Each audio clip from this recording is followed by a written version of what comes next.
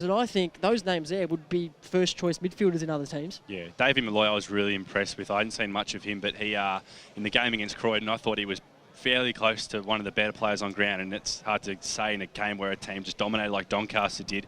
He's been superb. Zane Kadlicek has held his spot in the seniors all year. Still a Colts player. For a 19-year-old, and to hold his spot in the seniors all year is quite superb. To be honest, he didn't have his best game in the first final against Croydon. He sort of struggled, I think, with the breeze and probably the pressure of playing a senior final. So he'll be nervous today. I can just imagine how nervous he'll be. But it's a great chance for these sort of guys to make their mark and really put their name in lights, I guess. By a Colts player, I mean he's still eligible to play under 17s and under 19s. He's not even 18 yet, Zane Kadlicek. He's slotted into senior football like a duck to water, and he's certainly become one of my favourites. There is another side out there. They're wearing the jumpers. JD, you'd know them quite well. The Donny East Footy Club. They're almost a forgotten entity here this afternoon because a lot of people, media people included, are just expecting this Doncaster side to prove to us today why they've been the best team all year. Are you able to mount a case for Doncaster East as to why they won't happen? Certainly. Well, we've had a good chat about why that we can certainly mount a case. I just really was really impressed with their finals form, their ability against Croydon to find some spreading goal kickers. And Ray's mentioned a number of times how important momentum is, and obviously momentum has been with Doncaster all year, but form of late has all been the Lions. They've been tremendous, and their back line as well. It's something else I want to mention that maybe we haven't touched on just as much, but we've got Tennant and the like. Dean Giles, he's a little bit fumbly and at times can try and take on a little bit too much, but I saw him really hit some form last week that was very dangerous. Dylan Heath's been named in the Team of the Year. He's a fantastic player, really skillful, and the pressure will be on Daniel Coghill today. He'll most likely get the first crack at Nathan Thompson, but I tell you what, he'll work incredibly hard on him. He's very strong. He'll put a lot of body contact on Tomo, and it'll be tough because we know how skillful a player Thompson is. But a lot of pressure on him, and I'm sure he'll step up again. Okay, we have sort of looked at Doncaster East, and we probably can't talk about Doncaster without talking about the ex-AFL quartet of Johnson, Scotland, Thompson, and Fiora. Look, any coach would love to have them in their side. I know that, but where do you think today that these four guys, where are they going to be at their most valuable in getting Doncaster over the line?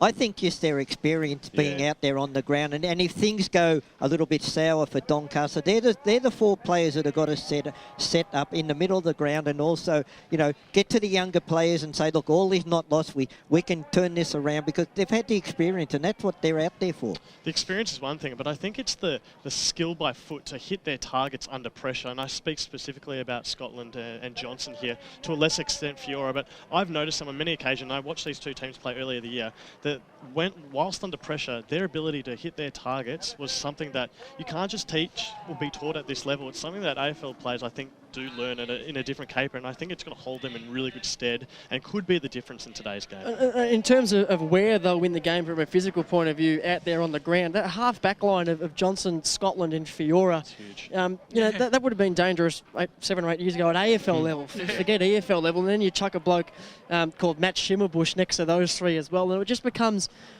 not an impenetrable defence, but it just means that the way those blokes use the footy and the way they're able to rebound off that half back line, the way we see Doncaster going forward today is going to set tongues wagging. I think it'll be very exciting.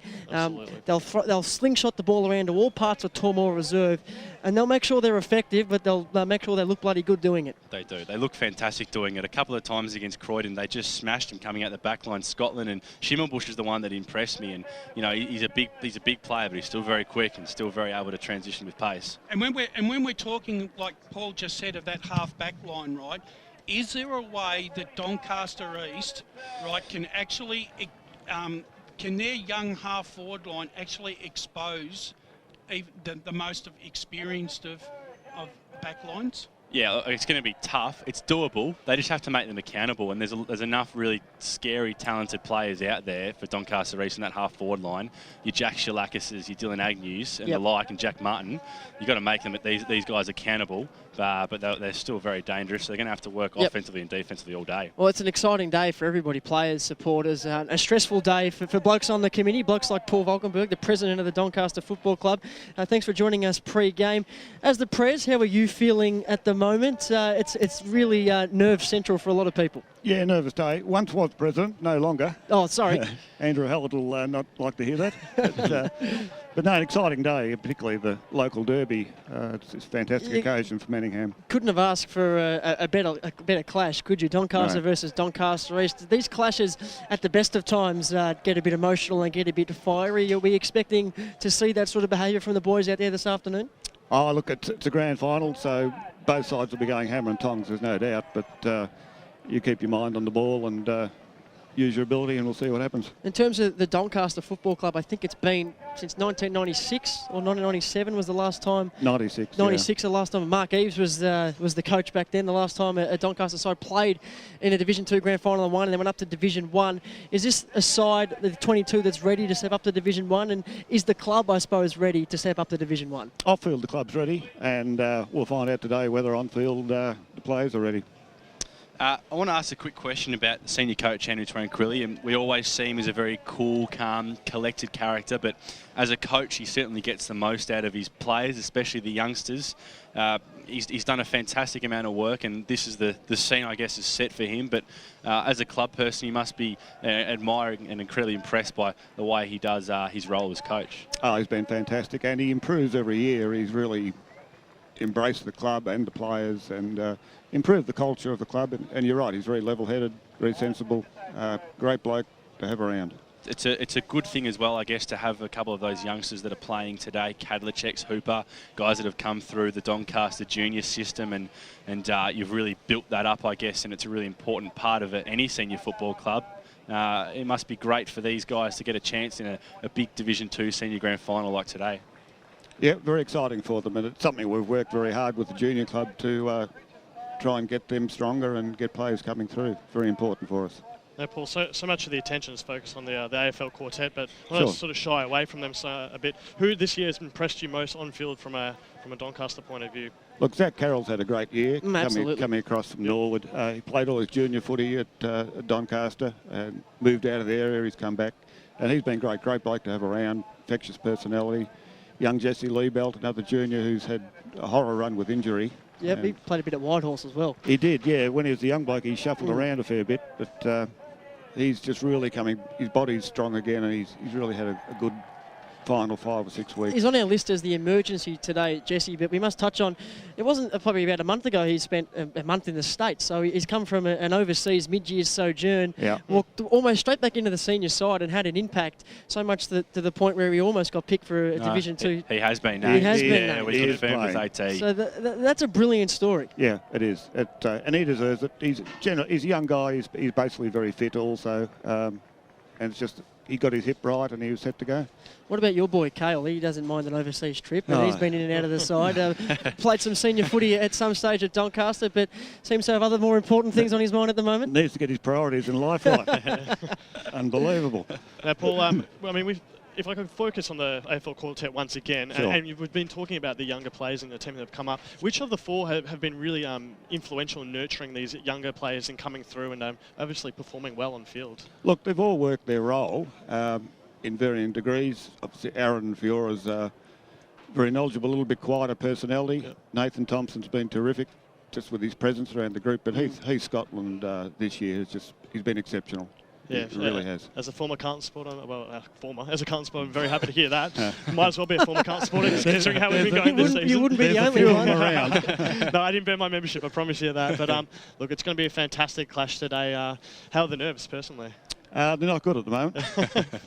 just quietly managing. Once they bounce the ball, I'll be right. Yeah, absolutely right. Well, Paul, former president, Paul Valkenburg, thanks for joining us pre-game for a brief chat, and hopefully you don't lose your fingernails by the end of the day. Thanks, guys. Good luck. Paul Valkenburg there of the Doncaster Football Club. It is hard. And we're going to talk about to our blue in the face, and we already have, to not talk about those blokes. But when I get to grand final day, and we're talking divisions 4, 3 and 2 here, and I think when you're having a look at who's playing, you ask yourself the question, which of those two sides, give or take a couple of players, will adapt better to the higher division? I look at this Doncaster side and say they walk into Division 1. They don't do what Montrose did and play finals double chance straight away. They don't do what North Ringwood have done and only win 4 or 5 games. I see them as somewhere in between. Yep. And compared to Donny East, who have been an awesome Division 2 side this year, maybe the step up is a little bit too much. Yeah, I get the feeling that of the two teams, Doncaster would probably hold their own a little bit more. I mean, I look at, say, South Croydon or Lilydale or Knox, teams like that, East Ringwood as well, that I could mention. I think Doncaster would account for them quite easily, and I think they would probably fare better in Division 1. As you said, Doncaster East, great Division 2 side, and have made it to the big dance once again. How they would fare in Division 1 if they do win today, I'm not as convinced of their potential as I am with the Sharks. A bit more of a Doncaster flavour again. Dogger Curtis spoke to us on the huddle, I think, mid-season, and back again before this big grand final. I asked Paul the question about his nerves. I'll ask you the same question. How are you feeling? Everyone obviously responds and reacts to this day a little bit differently. Yeah, I'm okay now. This morning was no good though. Breakfast was rubbish, and Did it come back up, did it? Yeah, it didn't come back up. But I don't want to be here. And luckily, I actually had a kid's birthday on this morning, so I had a party. Party pies, fish sausage rolls, bit of fairy bread down the throat. That'll make you feel better. Yeah, that took my mind off for a while. And luckily, it was at Forest Hill Chase up at Time Zone, and there's the Tab and Pokies next door. So I went and had a beer and punched while the kids were playing in Time Zones. No better way to settle the nerves, that's for sure. It's an interesting. I'm not sure if you just heard us talking just before you came on about the prospects of either of these two sides in Division 1, and obviously you don't want to get too ahead of yourself and all that sort of stuff, and you want to be diplomatic. But in a nutshell, is this group a Division 2 group? A Division 1 group, rather, if you, on the off-season, add the extra 1 or 2 that you might need. Is this core a Division 1 core? Oh, I think it is, yeah. I think the whole... I actually did the pen picks during the week, and I thought... So they're full of spelling mistakes. Is that you that did those? Yeah, it's like, no good. For a bloke who's in IT, can't even use spell check. F7, buddy. Bloody Excel. I just... There wasn't just the 22, it was the 30 list. And there's a good core there. Even the guys who missed out, I think we're ready. Obviously, today is a completely different thing, but I think the season shows that we're ready. We've got the depth. We've got the juniors are coming on board more and more. The 19s just missed out in the finals by a game sort of thing. I think they're ready. Look, we're going to probably have a couple of retirements after today, some of the big names. So we've got to replace them. I think this side could match what North Ringwood's done this year. Yep.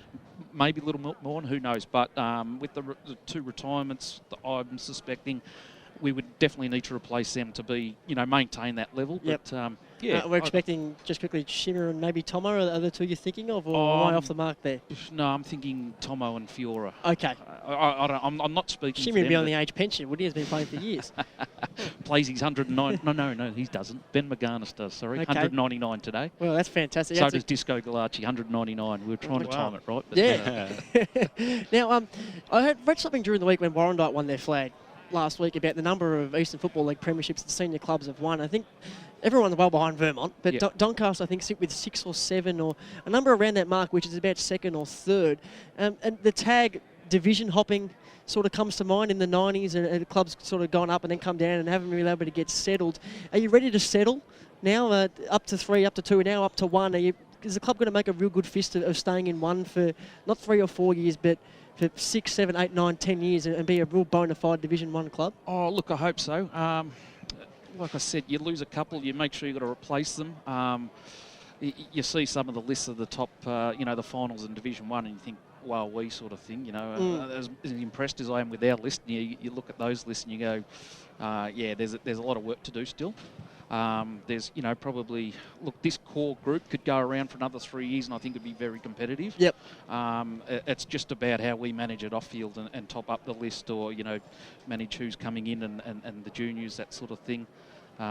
What are the challenges? Because the juniors, they're the same club, they're the same place, a different name, Yarra Junior Footy League, that's fine, but it's the same club. But you don't really have the cricket club to feed on. It's a district club there where probably the relationship isn't quite there. That maybe a club like where we are right now, Baronia, it's the the summer and the winter are the same people, the same place. Is that a challenge that you find easy to overcome, or one that you see as a bit of a roadblock? Not so much a roadblock. Look, they are very different people. They are cricket focused. Yeah. We're football focused. There's not that, okay, it's community summer, we'll pick focus. up the bat. Yeah. We get along with them fine. It wasn't always that great, you know, probably 20, 25 years ago. I could probably say the same thing about the juniors, but we're getting along harmoniously now. We've got the sports club that all three clubs contributed to, and that's the overseeing of the Shran Sports Club.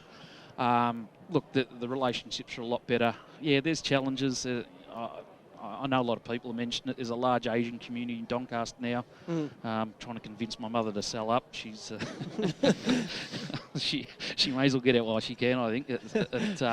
You know, and we've got to get in a lot of people from outside, which is not the great model, but we've just got to do it. You know, even our 19s the last couple of years, we've had 5 or 6 guys from West Coburg.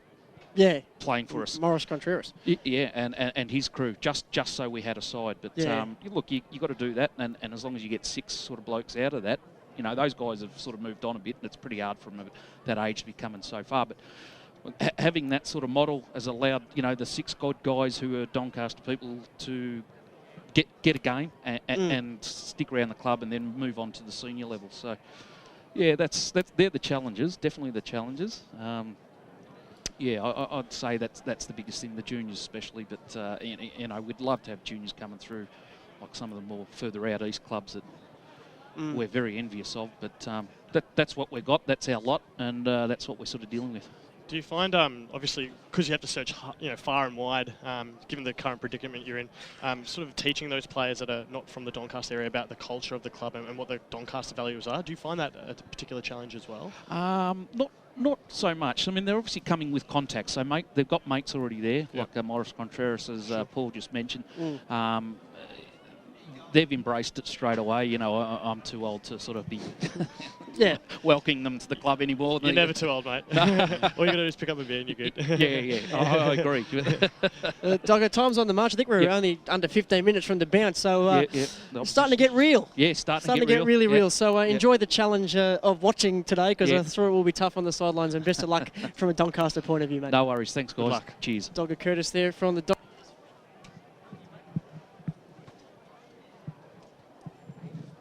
Doncaster Football Club. Very good interview there, and Doncaster East just run out onto the ground as Paul's just having some severe technical problems. So we've still got Andy, I think. We've still got you, mate. Yeah, I'm still here, definitely still here. No, it was okay, that's good. Seven's having a little bit of a problem here, but look, just under 15 minutes to go, and it's super exciting. There's a massive crowd out here, it's Josh. Huge. They've really fallen back, especially on the clubroom side. It's just right back, pushed up to where those the steps are and where the grass is. It's exciting stuff. It's finals football, and we're not far away, that's for sure. We are certainly not far away at all. We'll see if we got Paul back on the line. Paul. Yeah, no, I'm back in business. The technical issues are gone. We've done the Doncaster thing. Now let's go to the Doncaster East side. He's been a president for a decade. He is the Doncaster East doyen.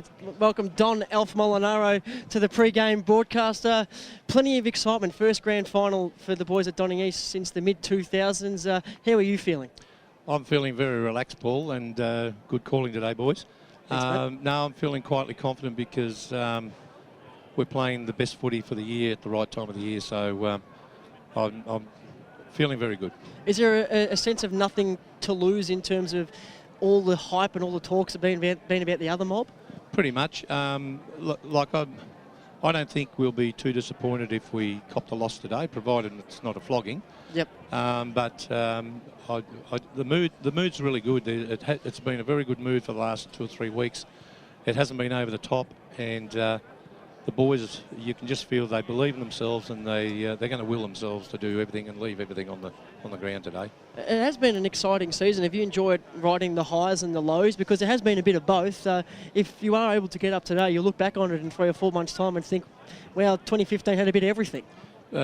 Spot on. After the loss to Waverley Blues and then the smashing at Mooroolbark, we went away from Mooroolbark thinking that was our season, because that was the bottom of the pile for us, and we're all looking around, looking at one another, thinking how are we going to dig ourselves out of this hole, and blow me down, here we are.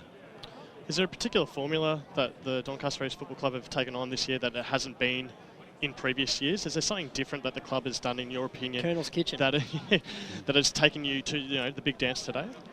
Look, there has, because one of our committeemen has got a saying: if you do everything the same, you keep doing the same thing will happen. And 3 years in a row, we won 6 games. We finished 6th or 7th on the ladder, and we kept finishing in the same spot.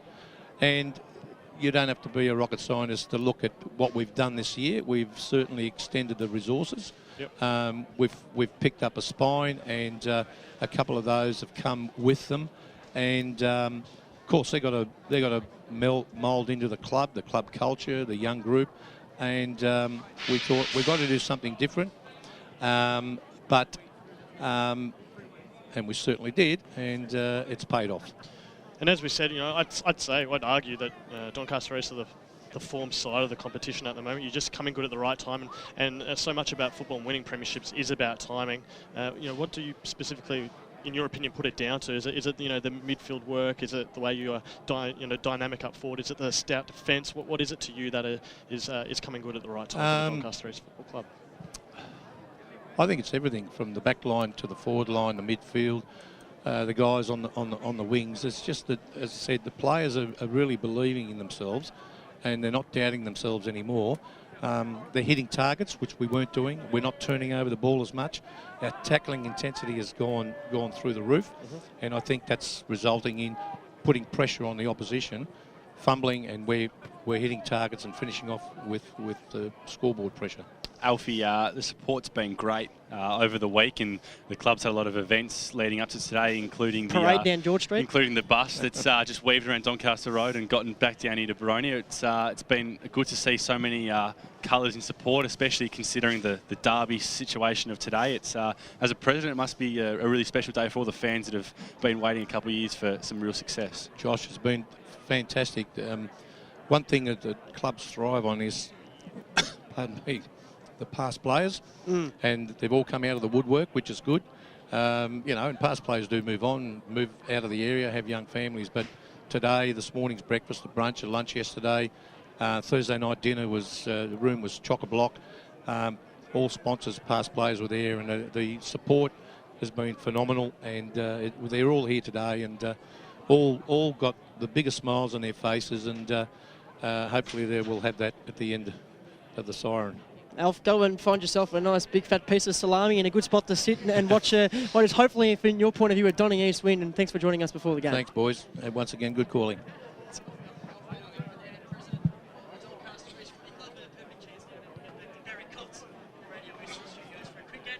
When we come back, all the action here from Tormore Reserve, the Division 2, the grand final between Doncaster and Doncaster East, right here on 99.1 FM Radio West, in the home of this.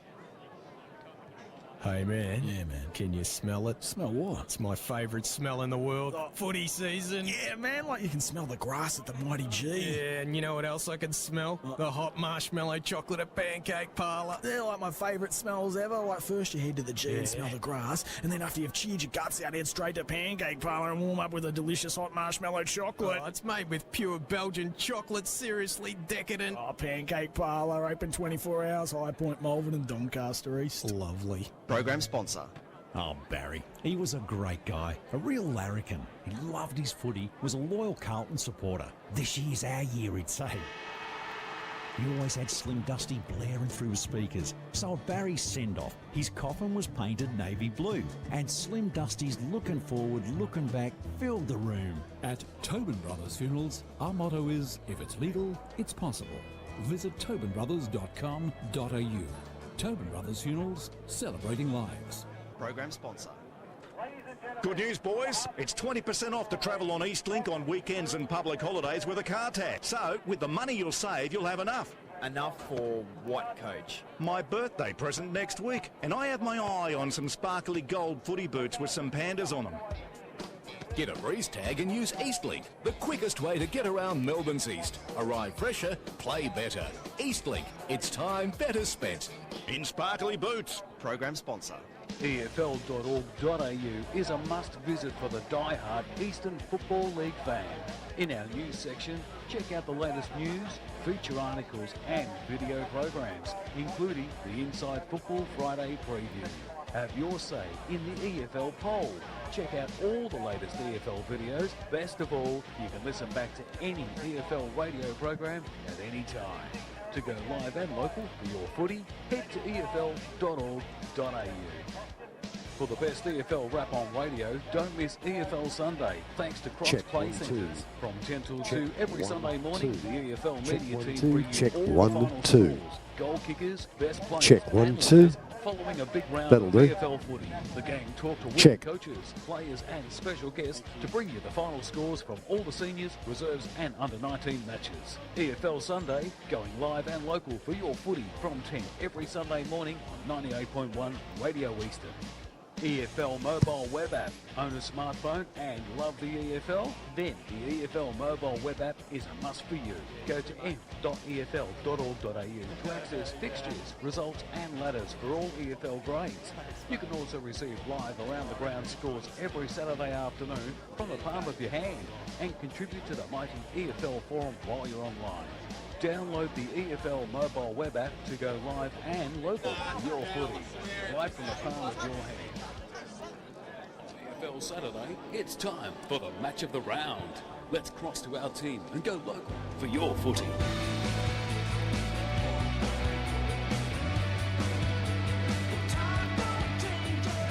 Division 2 Grand Final day out at Boronia. Tormore Reserve is the venue and it is the Manningham clash in this Grand Final. Doncaster taking on Doncaster East. There is a massive crowd out here today out at Boronia. Still plenty of room. Get down here on Tormore Road and we are absolutely pumped. We've seen two great games happen in the 19s and the reserves and now it's ready for go time. Who will go through to Division 1 in 2016. My name is Ben Warren-Smith and I'm sitting next to a panel which is very, very excited about the game we are about to see. Let's introduce that panel. My main man caller today, the best wingman in the Eastern Football League, Brad Henderson. Good afternoon to you, mate. Thanks very much, BWS. I can't wait for this one to start. Really looking forward to it. And second division grand finals often throw up the pick of them all each year as far as grand finals are concerned. I reckon this will be a beauty. And I reckon the first quarter will be a cracker, expecting a bit of a shootout early. And your tip today, Brad? Tipping Doncaster in the end to prevail, probably by about 37 points, I think was the margin I decided on in the end. Yeah. Oh, very particular.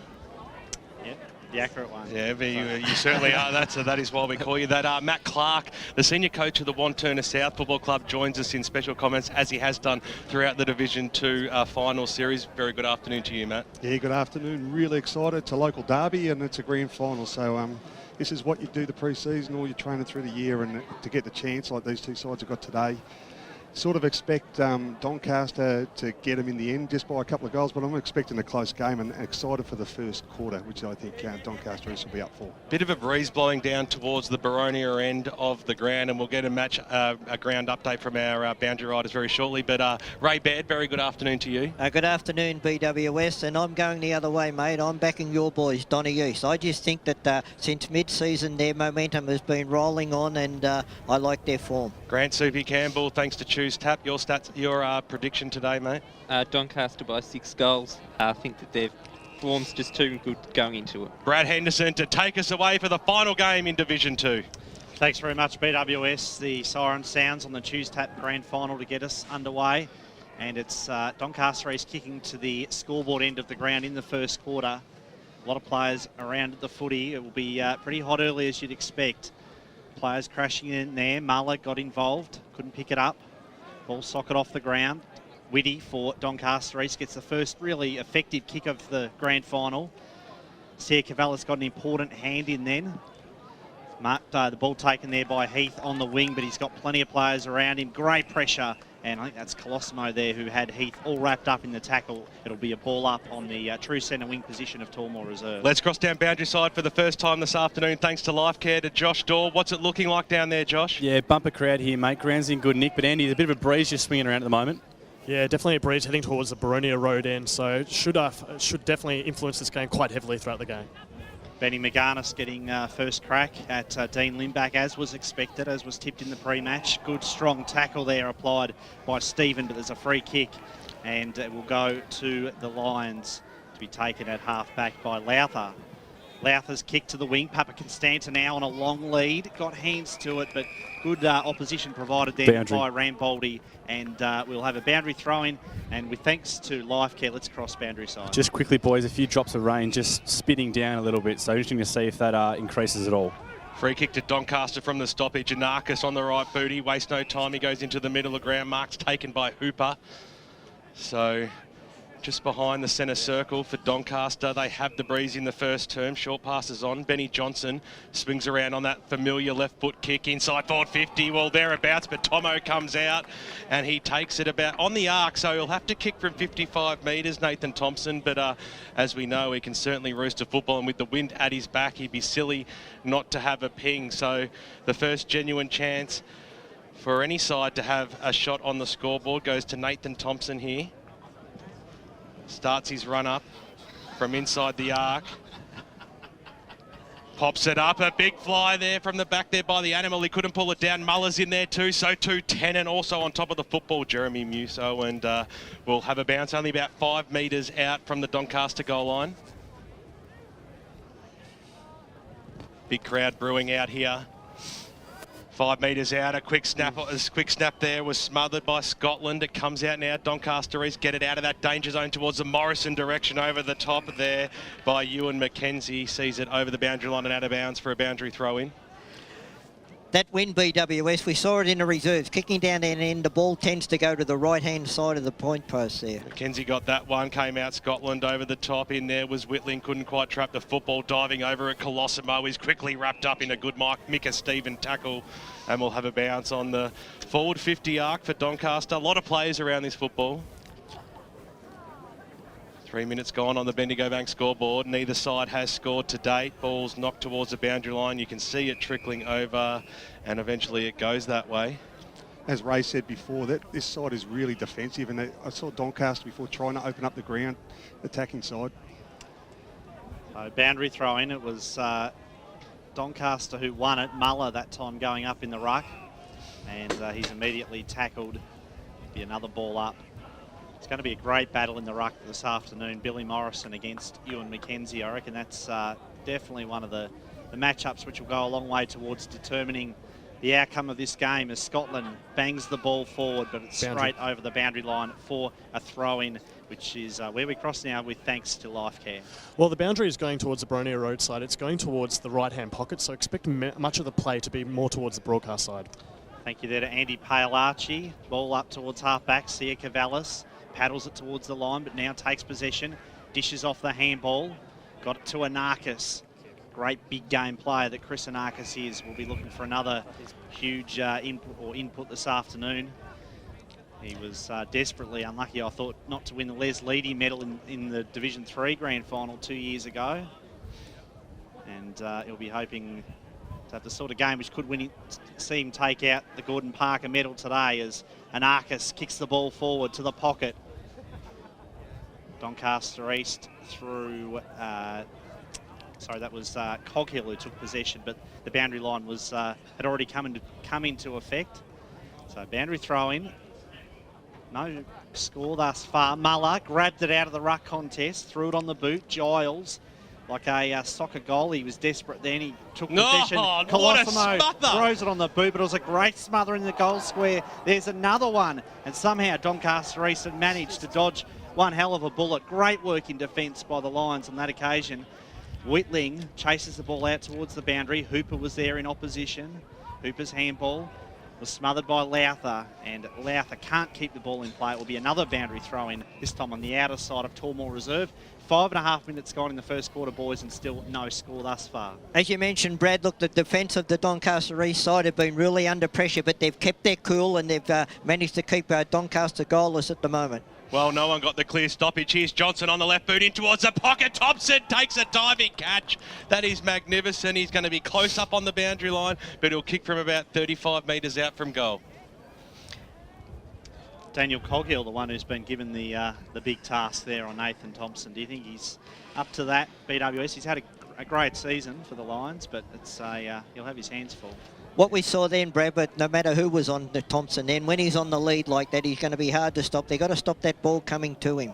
Kicked 53 goals for the year. Can he make it 54? That is an absolute perler. First goal of the Division 2 Grand Final goes to the Doncaster Football Club. And they move on the Bendigo Bank scoreboard at the 6-minute mark. It took 6 minutes to get a score here. It's been tough football, as you would expect, in a Grand Final. And Doncaster lead it by one straight kick. Let's cross down boundary side, thanks to LifeCare. Yeah, boys, just a couple of quick matchups out here. David Malloy, the backman for Doncaster, has gone to the dangerous Jackie Shalakis. And in the opposing backline, Jazz Louth has got the gig on Paolacci. And it sort of looks like Hickey's running with the Narcus, not playing a tagging role, but certainly running with him at the moment. So a 6-point lead then for Doncaster. First goal of the Tuesday Tap Grand Final, kicked by Nathan Thompson, as Batsanis there was all wrapped up by Scotland. He was going nowhere.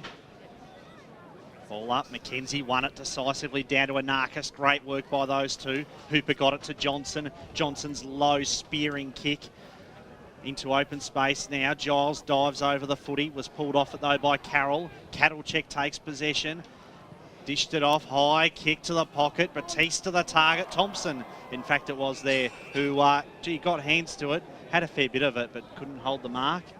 And the free kick goes to Coghill, who comes out of defence. And it wasn't the best kick from Daniel Coghill. I think the idea was okay, but certainly the execution, he couldn't find his teammate there up against the boundary. So we have a boundary throw in. Just the one goal on the board so far. Muller won the tap for Doncaster. Tennant got a quick kick in up towards the boundary. And once again over the boundary line for a throw in. Clearances 8-4 in favour of Doncaster. Inside 56-0 their way thanks to Choose Tap. Boundary throw in. No one got a touch on that one. Quick kick came away. Up Papa Constanza now, the ball eluded him. Little handball was shot out to Mead, and Mead took the ball to the boundary line. And once again, it will be a boundary. No, in fact, a free kick going to the Lions. Viano. Matty Viano, who, as we saw in the first semi-final, is a thumping kick of the footy. 25 as well. He's got a 25-metre penalty. That'll almost put him within scoring distance, because he is a long kick, as I said, long left footer. No, in fact, the ball's going to... Must have been off the ball. Jay Pearson just got someone too high there. Umpire picked it up. Free kick goes to Hickey. Hickey kept the kick low. It was intended for Gordon, but carried over his head, and the mark was safely pouched there by Heath Scotland in defence, who will clear for the Sharks. So Scotland, they link up well here. Here's Maganis on the left boot. In fact, I think it was Fiora that time, drives it up towards the half-forward line. So Doncaster, they have the numbers. The Kadlachik was in there, got a little bit of a grubber kick, came in Fiora, a little handball out, and now the Sharks go forward again. An up and under kick, kicks it to the hot spot. Thompson's underneath it, but going back is Giles, and he takes the mark. Good play on the left boot, drives it out towards the Hickey direction. It just needs to sit up for him. He traps the ball, wanted to ride the tackle, got himself in a bit of trouble, but drives it up towards the Gordon direction. It's not going to reach that far. In and under of the football there is Martin. He trapped it, and the umpire will come in and bounce a true centre wing position out here at Tormore Reserve. 9.5 minutes gone. It's one straight kick. Doncaster, who have the breeze in the first quarter. Nicely done by McKenzie, straight into Anarchus. Geez, that would have been done thousands of times this year. The umpire said, let's have a restart. Steve Buckle would have been happy with that, because Anarchus was tackled by 3 Doncaster East players there, and that's what they got to do. He's absolutely elite, Anarchus, in his movement before the ball's actually tapped. Made the representative side for the last 3 years, Chris Anarchus, playing in Division 3 and Division 2. Ball knocked forward, chasing after it. Dean Giles sees it over the boundary line and out of bounds. Still on the wing position here, right in front of the faithful of both sides. There's a big crowd out here on the broadcast side of the ground. Umpire throws it in. Batista, he was the only one that went up for it, but it was a little bit too short, so we'll restart that one. Umpire brings himself in a couple of metres. Morrison versus McKenzie. McKenzie had the front spot knocked down, and Anarchus just knows how to find the football. Kick was smothered, but went after it again. Little handball there by Hooper. Put his teammate there in Benny Johnson under a lot of pressure. He copped one high for his troubles, and he'll go back and have a kick. Scotland was asking for the handball. Johnson just barking orders here on the left boot. Drives the ball inside forward, 50 towards the Thompson direction, and it had to be centimetre perfect, and he found the space, Nathan Thompson, and he'll go back and have a shot for his second and Doncaster's second. What Doncaster East have got to do, Matty, they've got to get someone back there just to get in front of Thompson. I know it's a big order, but somebody's got to put their body on the line. I'm almost like, you've got to stop Anarchis. He's won so many clearances early. You just got to have to stop him getting it out. Certainly he's dominating. He's kicked one from one side and he's kicked 1 point from the other side. So the whole score of the Doncaster Football Club is aligned to Nathan Thompson. Bendigo Bank scoreboard 1-1-7 at the 11.5-minute mark of the first quarter of the Division 2 Grand Final, and that is the lead, 7 points. Doncaster East yet to score. So Daniel Coghill to bring the ball back into play for the Lions. Goes pretty well straight down the middle, just a short pass, but he's found Hardwick. And Jai Hardwick doesn't waste too much time. He goes very short as well. It was a dangerous kick, was intended for Whitty. Got there in the end, up towards the wing position, and the mark taken there by Martin. So Jack Martin weighs up his options, wants something to kick to. He's had a good month, Jack Martin. Kicks high, big pack under it, fisted away by Jarvis. Shalakis shot out a handball. Do they go through some heavy traffic here? Strong tackle applied. It's close to the boundary line, and safely the mark held there by Liebelt, who gave it off to Sia Cavallis and then on to Benny Johnson. He's had a bit of it as well. He's got a bit of time to steady this time as well. It was a lovely kick, and he hits Nick Coman on the chest, who wheels around and drives it forward. Coman's long kick drifts across the face of goal in front of Nathan Thompson there and over the boundary line. Johnson's a really good user and getting a lot of footy coming out of the pack too, so I think we want to sharpen up on him. Absolutely. Coman went up against Tennant this time in the ruck. Giles, little handball out to Whitty. Whitty's little kick was a good one, got it to Gordon. So Gordon at half-back for the Lions. Quickly goes short now, and he finds Tim Whitty once again at half-back. It's been busy early. Very short kick into the path of Giles. It was untidy, but worked out okay in the end. Giles's kick looking for Papakin Stanton now. Sia Cavallis takes possession hard up against the boundary line. It was a great handball to Schimmelbusch. Onto Johnson, back to Schimmelbusch. Schimmelbusch's long handball to Sia Cavallis, and then onto Carroll. Driving kick by Zach Carroll into open space, and Arcus was the target. Coman trapped it nicely. Coman's kick, but it's been well marked in defence there by Coghill, who will safely clear for the Lions. Daniel Coghill, 14 minutes gone on the Bendigo Bank scoreboard, 7-point lead to Doncaster. He's going to kick it out towards his skipper, Shane Tennant, who just took it outside the paint. He's not happy either, but out of bounds on the full is the call. The wind just pulls the ball so sharply out there. It's really, you've got to be careful coming out of defence. You don't go too wide. Nick Coman, you'd expect him to just kick it to the hot spot here. He just pokes it up back towards the Tennant direction, who takes a strong mark, the skipper for Doncaster East. So in his defensive arc, that's only about 20 metres out from the Doncaster goal line. Currently leaded by 7 points. He pokes it up towards the Papakin and Stanton direction, and Papa takes a strong mark. Jarvis was in there as Matty Schimmelbusch, but he pulled down a good one. So he kicks it out towards the Martin direction. Over the top of his head it goes, bouncing football. Jarvis will be the first player to meet it. Got the little handball back. That was okay. Doncaster snap around the body. Still on that wing position. Papa's giving away a free kick to Matty Schimmelbusch.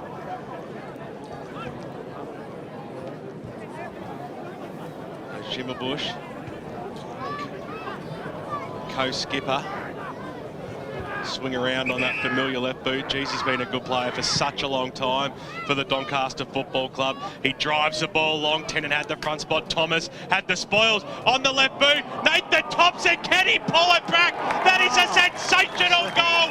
That is a Westfield Knock goal at a contender. There is absolutely no doubt about that. Nathan Thompson gets his second goal of the afternoon. He's kicked the whole score for Doncaster. It's the Tomo show early, 15.5 minutes in to the first term. Doncaster East, look, their back six for mine are working okay, but where they're falling down is once they get it into the centre of the ground, they're just turning the ball over and straight away it goes back down there. That's Doncaster's pressure too. I think they team defend as good as anyone, getting numbers behind, so they force you to go short, and that's what Doncaster East are having to do at the moment, and it's high-risk football. Back in the middle once again, a 13-point lead to Doncaster.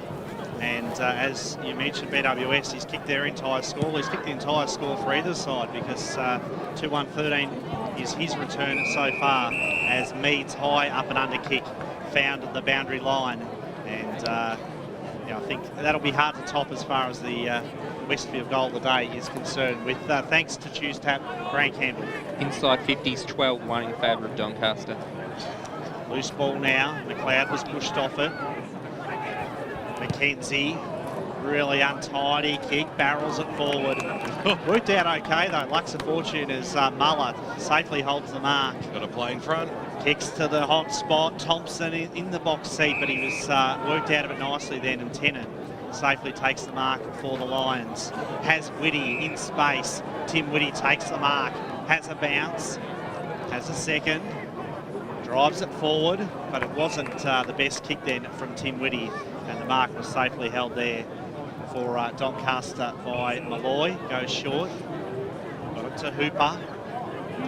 Jaden Hooper, very talented youngster. He's been a mainstay in this Doncaster side in the 2015 season, despite still being under 19s aged. Strong tackle there on Agnew, who's had a bit of a quiet start to the game. There's certainly plenty of talk about him in the pre-match. Just about best on ground, we all thought, in the second semi-final against Bayswater. But yes, as I say, a bit of a quiet start by his standards. McLeod there was all wrapped up in the tackle, and it'll be a ball up. It's Colosimo there applying the strong tackle, which is what it's his bread and butter really, what he does best. McKenzie won the tap. Whitling, quick kick, throws it on the boot. Sia Cavallis handed it off to Rambaldi. Long kick by Angelo Rambaldi to a big pack.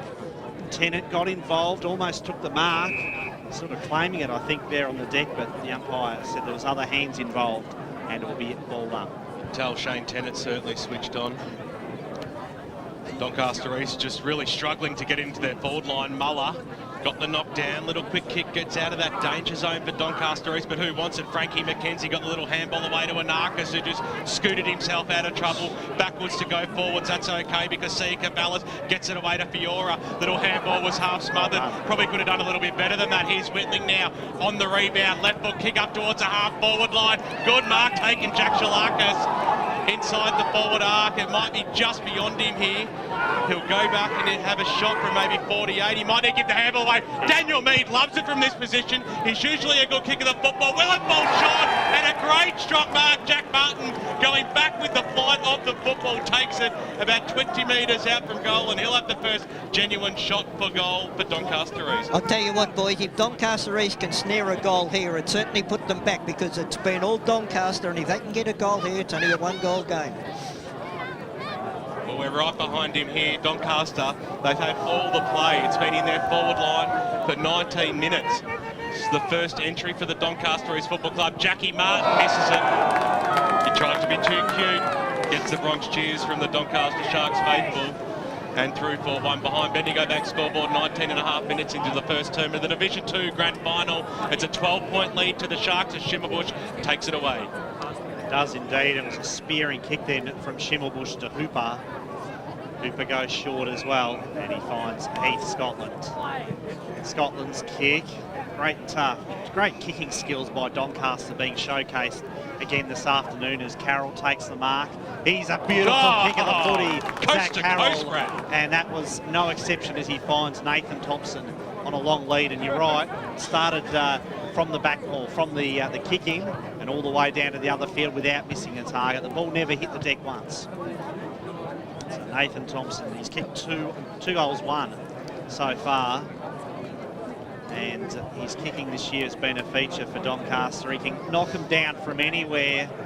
Lovely looking kick off the boot. The goal umpire did not move behind that one, and Nathan Thompson has 3 goals on the board. Doncaster at 3-1-19. Doncaster East 1 behind on the Bendigo Bank scoreboard. Time for Shane Tennant to go to Nathan Thompson. I think somebody's got to go to him, but they've also got to shut down that supply to Thompson. Look, he loves playing in grand finals. He's a proven goal kicker. Both times, all times he's got it, they've allowed him to just have clean ball usage coming out, and they're the best team at using the footy clean. I just reckon they've got to put a lot more pressure on the ball carrier all over the ground. They're linking up too well at the moment. 18 points is the margin. 4 kicks from the kick-in, saw the last 6-pointer go through for the Doncaster Football Club. Well, Morrison got the knockdown, Scotland got it out, and now the kick goes forward there for Doncaster, driving it over the top there of Carroll's head, charging after it, then he goes for it. Little handball, it was stolen there by Loud, though, who has a little bit of time. He might loop a handball over the top, that's okay. Doncaster East drive the ball out towards the wing position. Will this sit well for them? It might, just Morrison's screaming for it at centre half forward. The longer option is towards the limb back direction. Shimmerbush dropped what he probably should have taken there. And then I think it might be the umpire was putting his arms left, right and centre, but I think we might have a bounce here about 40 metres out from goal. Quick on the whistle there. Daniel Mead was screaming for the ball at centre half forward then, but he was totally ignored. Certainly had a couple of options. As a quick kick goes goalward and through for 1 behind. Another one to the Doncaster East Football Club. They've got 2. They trail by 17 points, 22 minutes gone in the first quarter here. Doncaster 3-1-19, Doncaster East 2 behinds. Behind then kick by Daniel Gordon. Tried to make something out of nothing. Pearson to bring the ball back in for Doncaster. Took his full allotment of time, finally kicked the ball up towards half-back. Batista was the target, but it was fisted away from him and over the boundary line. There was a lot better pressure by Doncaster East. They went man on man at the kick-in and really forced a long, wide ball. Let's cross down boundary side thanks to LifeCare. Yeah, boys, Dylan Heath playing a role with Michael Batista. He's kept him quiet early, but not making as much ball himself. So a bit of a falcon there by Batista in that marking contest, and a few cheers from the crowd and followed. Well, he took an unbelievable mark, one of the great grand final marks in the 2011 grand final against North Ringwood there at Walker Park. It'd be great to see him do something like that again this afternoon as Johnson. He's an almost footy legend. Yeah, absolutely. He's off and running. Johnson's handball to Scotland. Scotland's kick, lovely pass. Gee, that was poetry in motion, to use the cliche, but Heath Scotland, such a beautiful beautiful mover, and also such a beautiful user of the footy. He's hit Nathan Thompson on the lead, and worrying times, you have to say, BWS. I think that's an understatement. Well, he's just such an imposing figure, isn't he, Tomo? He plays in front, he reads the football so well also, so he's pulling in the marks and he's confident where he's having a shot at the moment, and why wouldn't you be when you've snagged 3? You'd have to back him into kicking. The way he's been kicking the footy in this first quarter, he has not looked like missing. This one, a bit more of an up and under job, but it's still got there. It still carried the line, and Nathan Thompson has booted 4 goals in this first quarter of the Tuesday Grand Final. Doncaster East lead by 23 points on the Bendigo Bank scoreboard. Doncaster. It's bound to happen at some stage, wasn't it? Pre-game we spoke about the experience of those Doncaster players, and they've certainly come out to play, you know, with Thompson and Scotland and Thompson and Johnson as well. Look, they're the ones that are setting it up for Doncaster. Well, Doncaster East need a steadier. Morrison over Jarvis that time, but the clearance was won by Scotland. Snap around the body over the top there of the Animals, heading Batista up towards the half-forward line. He goes after it again. He was shuffled off the ball. Tennant came charging in as well. Kadlachik had him, but I think free kick's going to Tennant. Too high. Looked a little bit Tiggy Touchwood, but I'm sure the Lions faithful will take that one as he drives it up towards the Martin and Papa area, but pushing the back on Micah Stephen. He'll receive the free kick. Had a sensational year since joining the Lions. Michael Stephen, short passes on. Anthony Hickey played in the premiership of this ground for Heath only a few years ago. Billy Morrison, well, had to be centimetre perfect, and the big man stuck his jukes up. What a month of football he's had. A great utility just pops it up, goes towards the Martin direction. He had the first bite on it and got a little bit of a shove, and that was what I would almost call soft as well, but Martin's got it about 55 metres out from goal, so he drives it into the hot spot. It wasn't a good kick though. Liebelt takes the mark, and on the left boot, he'll have a chance to send Doncaster out of that danger zone. Kicked it towards McGarnis, couldn't quite trap the football. Doncaster East once again will go inside 450, bouncing football, limb back, trapped it, then paddled it to his own advantage. Jarvis and Schimmelbusch are in and under there, so too is Dogger. Knocked it out, that's okay. Batsanis, did he keep the ball alive? No, he didn't. The umpire said over she goes, and I think might even be a free kick to Doncaster for out of bounds on the full rate. No, I don't know what it was for, but it's certainly a free kick. So underneath the Bendigo Bank scoreboard, 26 minutes gone here in the first term. 23-point lead to Doncaster. Schimmelbusch takes the mark just outside the defensive arc on the far side of Tullamore Reserve as a siren sounds to announce quarter time on the Bendigo Bank scoreboard. It was all Doncaster in that first term. Doncaster East going inside 50, I think we'll get clarification from Subi, but only about 3 times. But it is the Nathan Thompson show out here at Tullamore Reserve. He has kicked 4 goals, 1, and that is Doncaster's score. 4-1-25. Doncaster East are 2 behind. So hope you're enjoying the broadcast on 98.1 Radio Eastern and streaming live around the globe on EFL.org.au. We'll go back to Barry Cotts in the Radio Eastern studios, then we'll come back out here and see what happened in the first term and what's happened around the grounds right here on 98.1 Radio Eastern. What was wrong with you blokes yesterday? You were playing like you'd been stuck in traffic for an hour before getting to the game. Coach, there was a railway crossing gate down for ages. The other mob crashed us. You ran out of legs. They all have breeze tags, Coach. They use Eastlink. They get to focus on the match rather than focus on inching forward in the traffic. Get a breeze tag and use Eastlink, the quickest way to get around Melbourne's East. Arrive fresher, play better. Eastlink, it's time better spent. Program sponsor.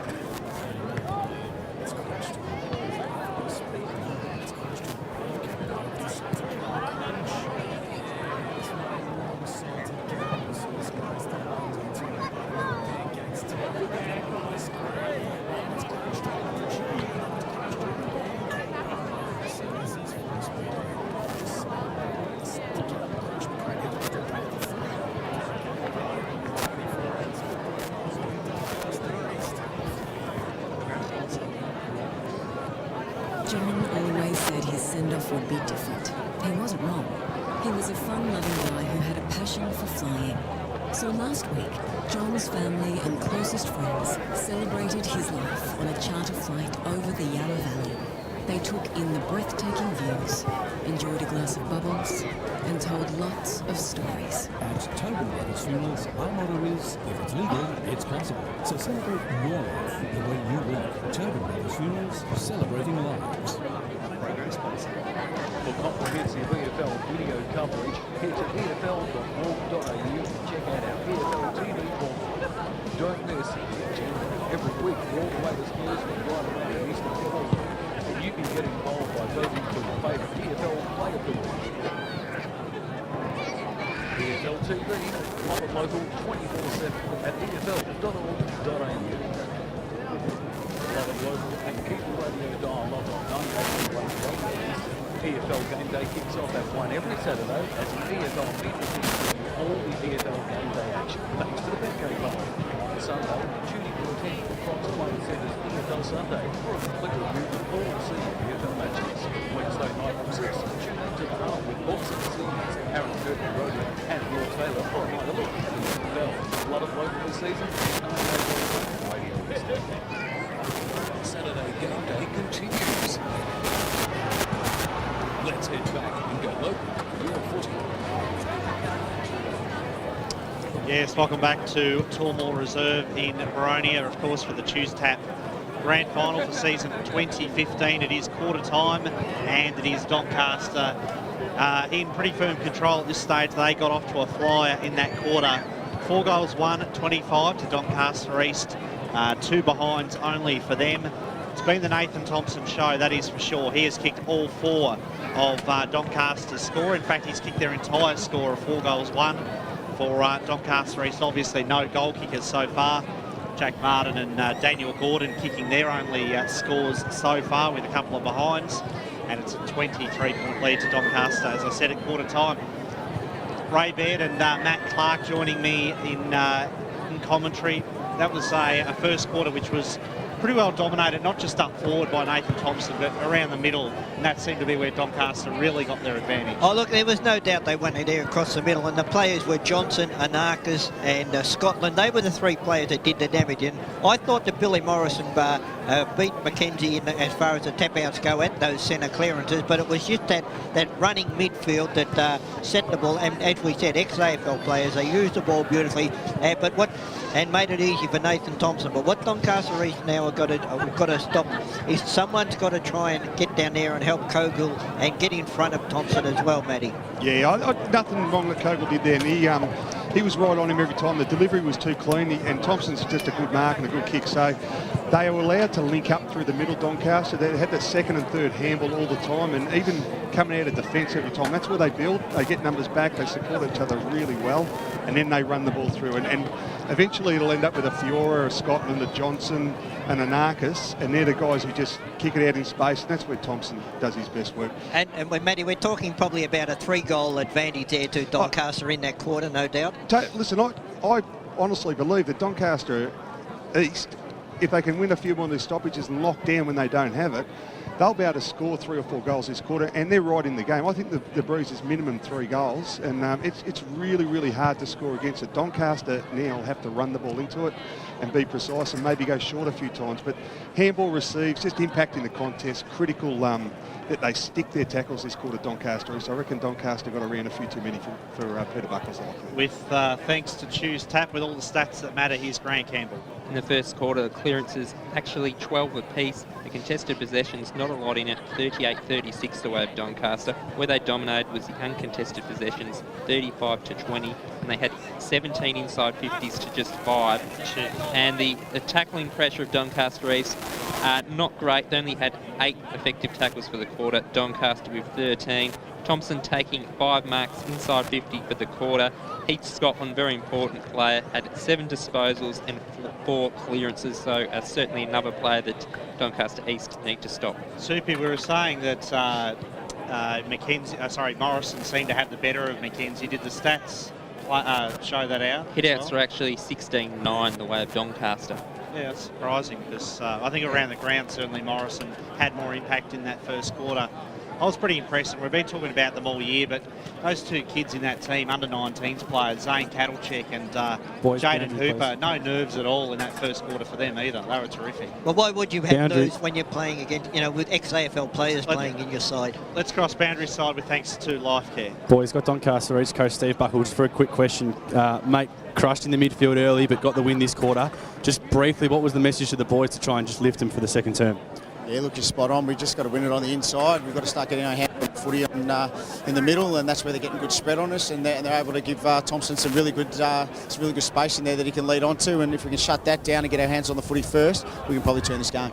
Thanks, mate. Boys, just quickly before we go, no seemingly match-up for Thompson, but it looks like Michael Stevens been given a bit of a role on Ben Johnson, who tore him apart early in that first term. Well, thanks very much for that, and thanks Steve Buckle there for his very generous with his time, quarter time there. Didn't sound too panicked, I guess, as you wouldn't expect. It's only early, of course, and we're expecting Doncaster East to mount a bit of a comeback in this second term. So players almost ready to go. One thing I have noticed, Brad, it looks like the Doncaster East faithful have gone down there behind those far goals, hoping that Dean Limback can, put a few through. Yeah, I think BWS might have called him once in that first term, and I know I didn't call him at all. It wasn't his fault. Well, the ball didn't come up to him. Yeah, absolutely starved of opportunities. Just shows how, as great a player as he is, he certainly needs, plenty of good delivery coming in. He didn't get it in that first term. Morrison wins the tap to start the second quarter. Whitling, who's a classy left footer. This is no exception. The target there was Viano. Ball spills over the back. Chance here for Lindback. Shot out a handball to Whitty. Whitty's little kick didn't travel very far, and it was cleared there by Malloy towards half back. nicely done there by Stephen. Fed it out to Batsanis, who got a high tackle. The umpire said play on. Ball belted out towards half-back. Batista leads the race for the footy. Will it sit for the animal? Yes, it does. Handball over the top, but it was going nowhere. And we'll have a boundary throw in with thanks to LifeCare. Let's cross down to the boundary. Yeah, thanks, Brad. Andrew Tranquilli, very constructive in his feedback at quarter time. Wants them to go very wide, keep lowering the eyes, run and carry with the ball. They're going to avoid kicking long at all costs, and just implore them just to keep them pressure up. All the simple things. Thank you there to Andy Paolacci on the boundary with thanks to LifeCare. Free kick is going the way of the Lions. Billy Morrison. Wasn't his best kick. Plenty of Sharks back there to defend. Sia Cavallis forced onto his left foot. Great mark by Whitling in a pack of about 5 players. He just floated in from the side to take the mark. And will drive the Lions forward once again. Jake Whitling. High up and under kick. Gave his forwards a chance. Ball was cleared though for Doncaster up towards Batista. Puts his head over the footy, and will he get a free? Yes, he does. Shoots it out to Scotland. Driving kick by Scotland to the arc, the forward 50 arc. Batista was pushed out of it. Paddlecheck, in fact, it was, who was nudged out of it there by Lowther. And boundary. Good use of the body, close to the boundary line. The ball has gone over the line. And again, with thanks to LifeCare, let's cross down to the boundary. Jeremy Musso and Nathan Thompson, boys, a quick change being made just there. So boundary throw in, McKenzie and Morrison. Morrison wins the tap this time. A lot of holding on going on then. Matty, just quickly on that Musso on Thompson. A body on body in that contest as it came up here. Musso's got the body strength to go with him body on body. Yeah, I like that matchup. It'll be a lot slower coming in this quarter too, so good matchup. So Jake Whitling has had a lot of the footy in this to start the second term. Neat left foot kick to the wing. Stephen was the target. Certainly favoured him the kick, but he couldn't quite reel in the mark. And Schimmelbusch there forces another ball up. Just a slow defensive play again by Doncaster East. They've really got to be brave with their ball movement, I think. Yeah, it's a bit of a nothing kick really then from Jake Whitling. As I mentioned, he's getting plenty of the footy to start the second quarter, but he hasn't really hurt the opposition with any of his touches so far. As the free kick this time will go the way of the Lions, to be taken by Michael Stephen. Stephen went backwards to Giles, who was smothered, was stuffed around with a little bit there. Martin goes after it. He got a kick on it, but it went backwards. Giles is there to mop up. Over the handball he goes, that's okay. Back to Stephen on the right boot. Now he drives it towards the centre-half ball position. That was a pretty good kick, but the numbers have to suit. Tim Whitty over the top there of Aaron Fiora gives away a free kick, and the umpire said, bring it back, Hooper, because I didn't see that advantage, even though it was. And a 25-metre penalty to boot as well. So obviously a little bit of back chat happening there for the Doncaster East Football Club. I tell you what, it wasn't a 25-metre penalty at all, but that's because Fiora kicked it. And now eventually Tim Whitty will stand the mark just inside the centre square. Well, not even just, almost in the centre square circle. So Fiora, who we know is such a good kick of the football usually. Short passes on, that's okay. Mark's been taken there by Jay Pearson. On the right boot, he spotted a player all by himself there in Zach Carroll. So they've moved it up towards the half-forward line, Doncaster.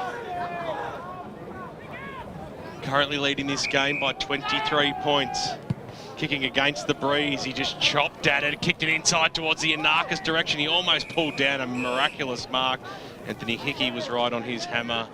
And we'll have a boundary thrown right in front of us here on the broadcast position. 4.5 minutes into the second term.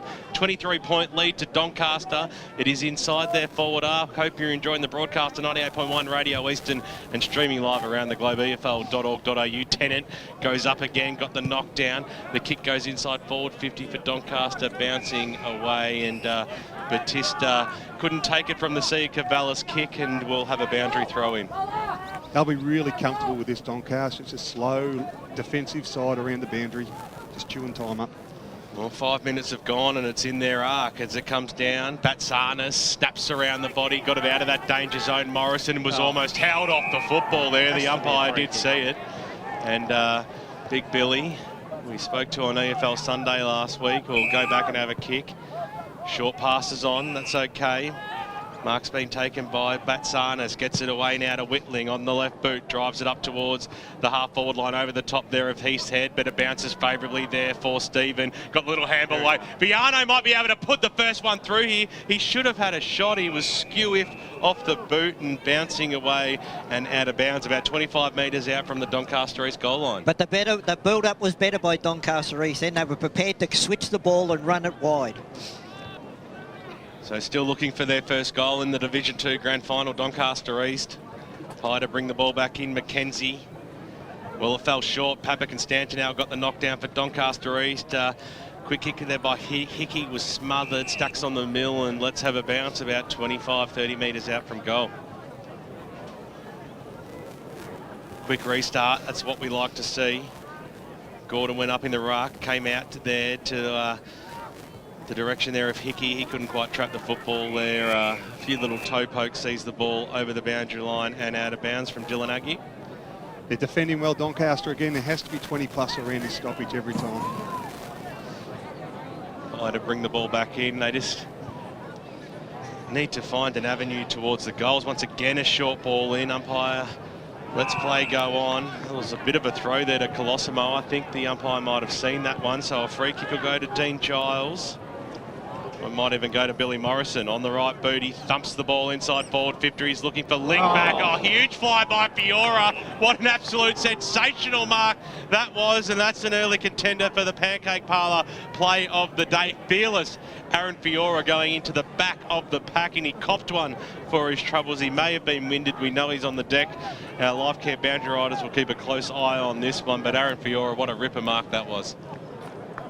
Certainly put his body on the line, BWS. And that's what, as a coach, Matty, that's what you want to see, isn't it? That's a team act. That's as brave as you get there. And it was pretty dangerous. It's not far off tunnelling, and gee, he didn't land too well either. So I hope he's all right. I really hope he's all right. So just waiting for Aaron Fiora to hopefully pick himself up. The Doncaster players seem to be a little bit angry with Lim back there, but really he did sort of half tunnel him, but I don't think it was anything on purpose. No, I don't either. I think it's just a good honest contest, but it's a dangerous position. All of a sudden thought that the umpire was going to bounce it, but there was a mark and Fiora couldn't take it. So through Benny McGarnis, the Doncaster Football Club drive themselves out of the half-back line. That's a good kick to Scotland, who takes it and he takes off, kicks up towards the half-forward line. Shane Tennant, he reads the ball very well and he takes the mark across half-back. Does indeed. Tennant's kick to Stephen, true centre half-back position. Stephen floats the kick out towards the boundary side where Morrison safely holds the mark. Handball over the top to Martin. Martin was under pressure though as he kicked it and certainly affected his kick there. He's turned it over to Coleman. Nick Coleman for Doncaster. Played in their 2013 Premiership in Division 3. Gave it to Johnson, then on to Ramboldi. Johnson again. Pearson back to Johnson, involved a third time. Benny Johnson back to Jay Pearson. Too easy. Pearson's floating kick finds Thompson, and it's a great mark by Thompson, but you're right, Benny, no pressure coming through the middle there. That was really poor from the Lions. It was obviously there 3 times that Johnson was going to give the ball and get it back. You know, you would have thought someone would have tried to get to him as quickly as they could. I don't think in any of those possessions was the tackle actually laid on them before they got rid of it. So too easy for the Sharks just at the moment. Nathan Thompson for goal number 5. Lines it up. It's going to drift across the face. Didn't quite make the distance, so you can see how the breeze is affecting the kicks to that scoreboard end of the ground. And just a minor score then for Doncaster. 4-3-27. Doncaster East 2 behinds on the Bendigo Bank scoreboard. The play before where Tennant took the mark and he switched it in the middle, that should have gone more direct after that. They just switch into the dead side now. So So Giles, it's a fair old kicking, bouncing football, that's okay. Batsan, Shalaka's got the little handball, and now Doncaster might move it through Morrison, who wants to link up with a handball to Mead in the middle of the ground. He's a thumping left foot kick. Can he hit the target inside forward 50? Dean leaned back, screaming for it, and you can see the angriness on his face that it didn't hit the target because he had a little bit of space over the boundary line and out of bounds. One player out there for Doncaster East who's putting everything into Billy Morrison. He's giving it all. High brings the ball back in now. Papak and Stanton now got the knock down at the fall of the ball. Scotland will quickly be wrapped up in a tackle. Almost a high one there on Hickey. Got the handball out wide. Back to Mead on the left boot. Can he thump it goalward? He does, but he pushes it to the right-hand side and through for a minor score. Let's cross down boundary side. Thanks to LifeCare, Josh Dawe. It's actually Andy here. Andy. Fiora coming off the ground here, just jogging pretty gingerly, just leant down right in front of us and basically said, I'm dizzy, I'm really dizzy. So I expect to see him and maybe back on later on, but he was struggling. Schimmelbusch kick in, was a good one, intended there for Coleman. Didn't quite find him, handball was shot out to Stephen, and there's a whistle, not sure what that was for. It's coming back to the Lions and it will go to Dylan Heath. So Heath a long way from... He should have a ping. He should have a ping though with the bruise at his back. What's he like as a kick at goal though? He obviously spends most of his time down back. Well, he's a good kick of the football, and I tell you what, when you've got a bit of a breeze behind you, your side's down, you've got to take these chances, Brad. Yeah, you've got to back himself here. It looks like he is. He's going to give it his best shot. Heath's kick. And he's hung it out to the left, off target, minus score. Doncaster East 3 behind. Doncaster 4 goals to 26 on the Bendigo Bank scoreboard. 23-point lead to the Sharks. I just feel that Doncaster East, they've just got to get that first goal on the board, and then I think that they'll open up and play a more flow-on football, because at the moment everything they're trying to do comes undone because they're not hitting the goals. Yeah, they're having to being made to wait a long time for that first goal, that is for sure. Kick comes back in, massive pack, Tennant flew high, McKenzie got hands to it as well. Paolacci there, who's had a terrific back half of the season, Adrian Paolacci, after missing a lot of games early in the year. Pretty quiet so far this afternoon, but he's... Scary when he gets into the game. Exactly right. He's had a couple of bags of goals in recent times as well, Paolacci.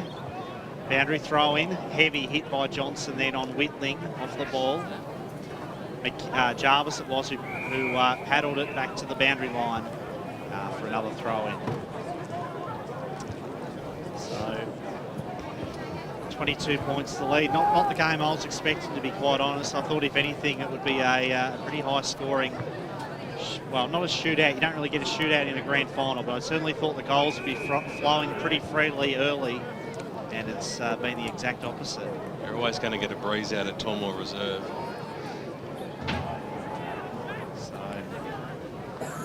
Gordon to compete against McKenzie. Tap was won, in fact, by Papak and Stanton now coming in from the side. There's a free kick being paid against the Sharks here. It will go to Matty Viano, and there's a lot of ill feeling creeping in just at the moment. Ewan McKenzie really throwing his weight around, and he seems to be involved in everything at the moment, but it will be Matty Viano to have a shot. He's a long kick. He's a pretty good kick as well. You'd expect him to kick this goal from pretty well straight in front. You've got to aim for that left goal post because it tends to go to the right-hand side.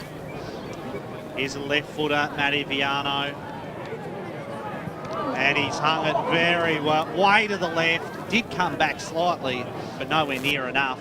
He heard your advice, Ray, but he took it on board too much. But thanks to Choose Tap, here's Grant Campbell. Doncaster East leading the hitouts 10-2 this quarter, and the clearance is 7-2.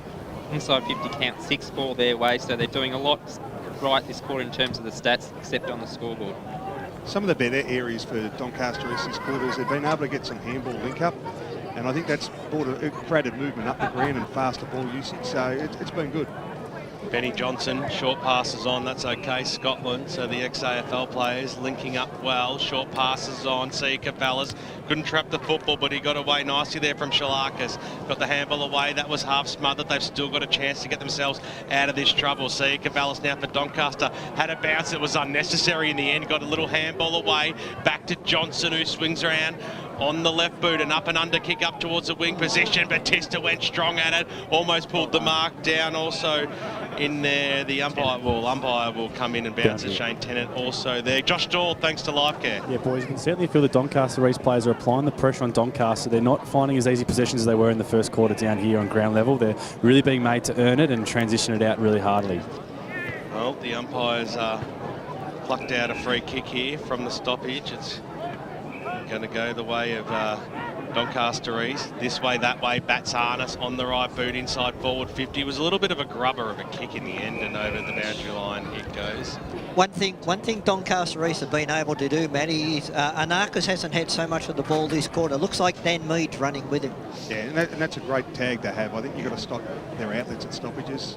Gordon got the knockdown. Frankie McKenzie came in, got the handball away. Doncaster trying to work themselves out of her phone booth in that defensive arc, and over she goes for a boundary throwing 50 metres out from goal. 16 minutes into the second term of the Division 2 Grand Final, and it's a 21-point lead to Doncaster. Pye throws it in, picked up by Anarchis. Little look-away handball, that's almost deliberate there. Pye said it was okay. Tell you what, risky business doing that type of thing, but the umpire says bring it back in. Colosimo, Gordon was in there, so too Jarvis had the front spot. Good tackle there by Lukey McLeod, might have been a little bit too crude. I said so. Colosimo, the recipient of the free kick for Doncaster, waste no time, gets the handball out. Now they might use the grandstand side of the ground. Little knockdown, hot football across the defensive half for Doncaster. Little handball there by Ramboldi. He was looking for Sia Cavallis. Came charging in over the top there. Agnew caused the spoil. Shane Tennant, the skipper for Doncaster East, came bustling through and he hit the deck, and the umpire said, let's have a bounce 70 metres out from goal at the Doncaster East end. Well, it's a 21-point lead at this stage to Doncaster, and in this quarter neither side has kicked a goal, so that's in 17 minutes of play. Carroll gets the kick up towards the wing. Johnson, can he trap it inside the field of play? He did initially, but then the ball just didn't sit favourably for him. To the boundary line. But thanks to LifeCare, let's cross down to Josh Dawe on the boundary. Just a quick update on Aaron Fiora, boys. He's been in the dugout for the entire time since he came off the ground, about 10 minutes now, still in the hands of trainers, so yet to see him appear yet. Thank you, Josh. McKenzie there won the tap. Morrison sharked it though. Quick kick. It was very high, and it was marked then by Scotland. Heath, Scotland. Lovely pass to Hooper. He's really good in that first term. Short pass by Hooper. Was intended for Cattlecheck. Scotland has a bounce, has time. Handball over the top to Carroll. Back to Scotland. Made hard work of it then, and Jack Martin took him to the boundary line and over the line. And a bit of frustration creeping in, as you'd expect from Doncaster East. But they need to show their muscle on the scoreboard. Short pass by Scotland, and it was an ambitious kick to say the least. But it really tried. It was the right option, he just didn't hit it properly. Yeah, it still would have been really hugging the boundary though. Yeah, but when you've got an Arcus there to take the mark, who knows what he can do.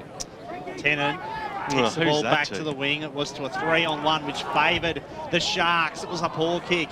Handball over the top to Carroll. Carroll takes possession. And tell you what, Ben, when you have a player like Shane Tennant making decisions like that, kicking to a 3-on-1 again that didn't favour his side, it's that sort of day it seems to be for Doncaster East. Can they turn it around somehow? Fairness to Tenno, it's probably his first bad option. He's probably won about 5 hit-outs as the third man up. Over the top, Colosimo. Anarchis dashes off again. High kick by Anarchis, looking for Cattlecheck. Hooper, shark the pack beautifully, throws it on the boot. It bounces towards the goals. McLeod did well though. He had that kick well scouted and just escorts it to the boundary line for a throw-in. Right underneath the Bendigo Bank scoreboard, 21-point lead to Doncaster. Can they snag one here against the breeze? Once again, Tennant, another knockdown, but straight into the arms of Anarchis. Got the handball out, Batista. Little handball over the top, that's okay. Johnson on his favourable left. The kick was half smothered. Tennant took the mark, couldn't claim it, got the handball away. That was okay. McLeod got it away. The quick kick there by Hickey that stumped it out of the danger zone, but to no avail. Mead tried to play for the free kick and he won it. Well, he threw the head back at the right time. Daniel Mead, he'll call himself lucky on that one, but he'll take it for Doncaster East across centre-half back.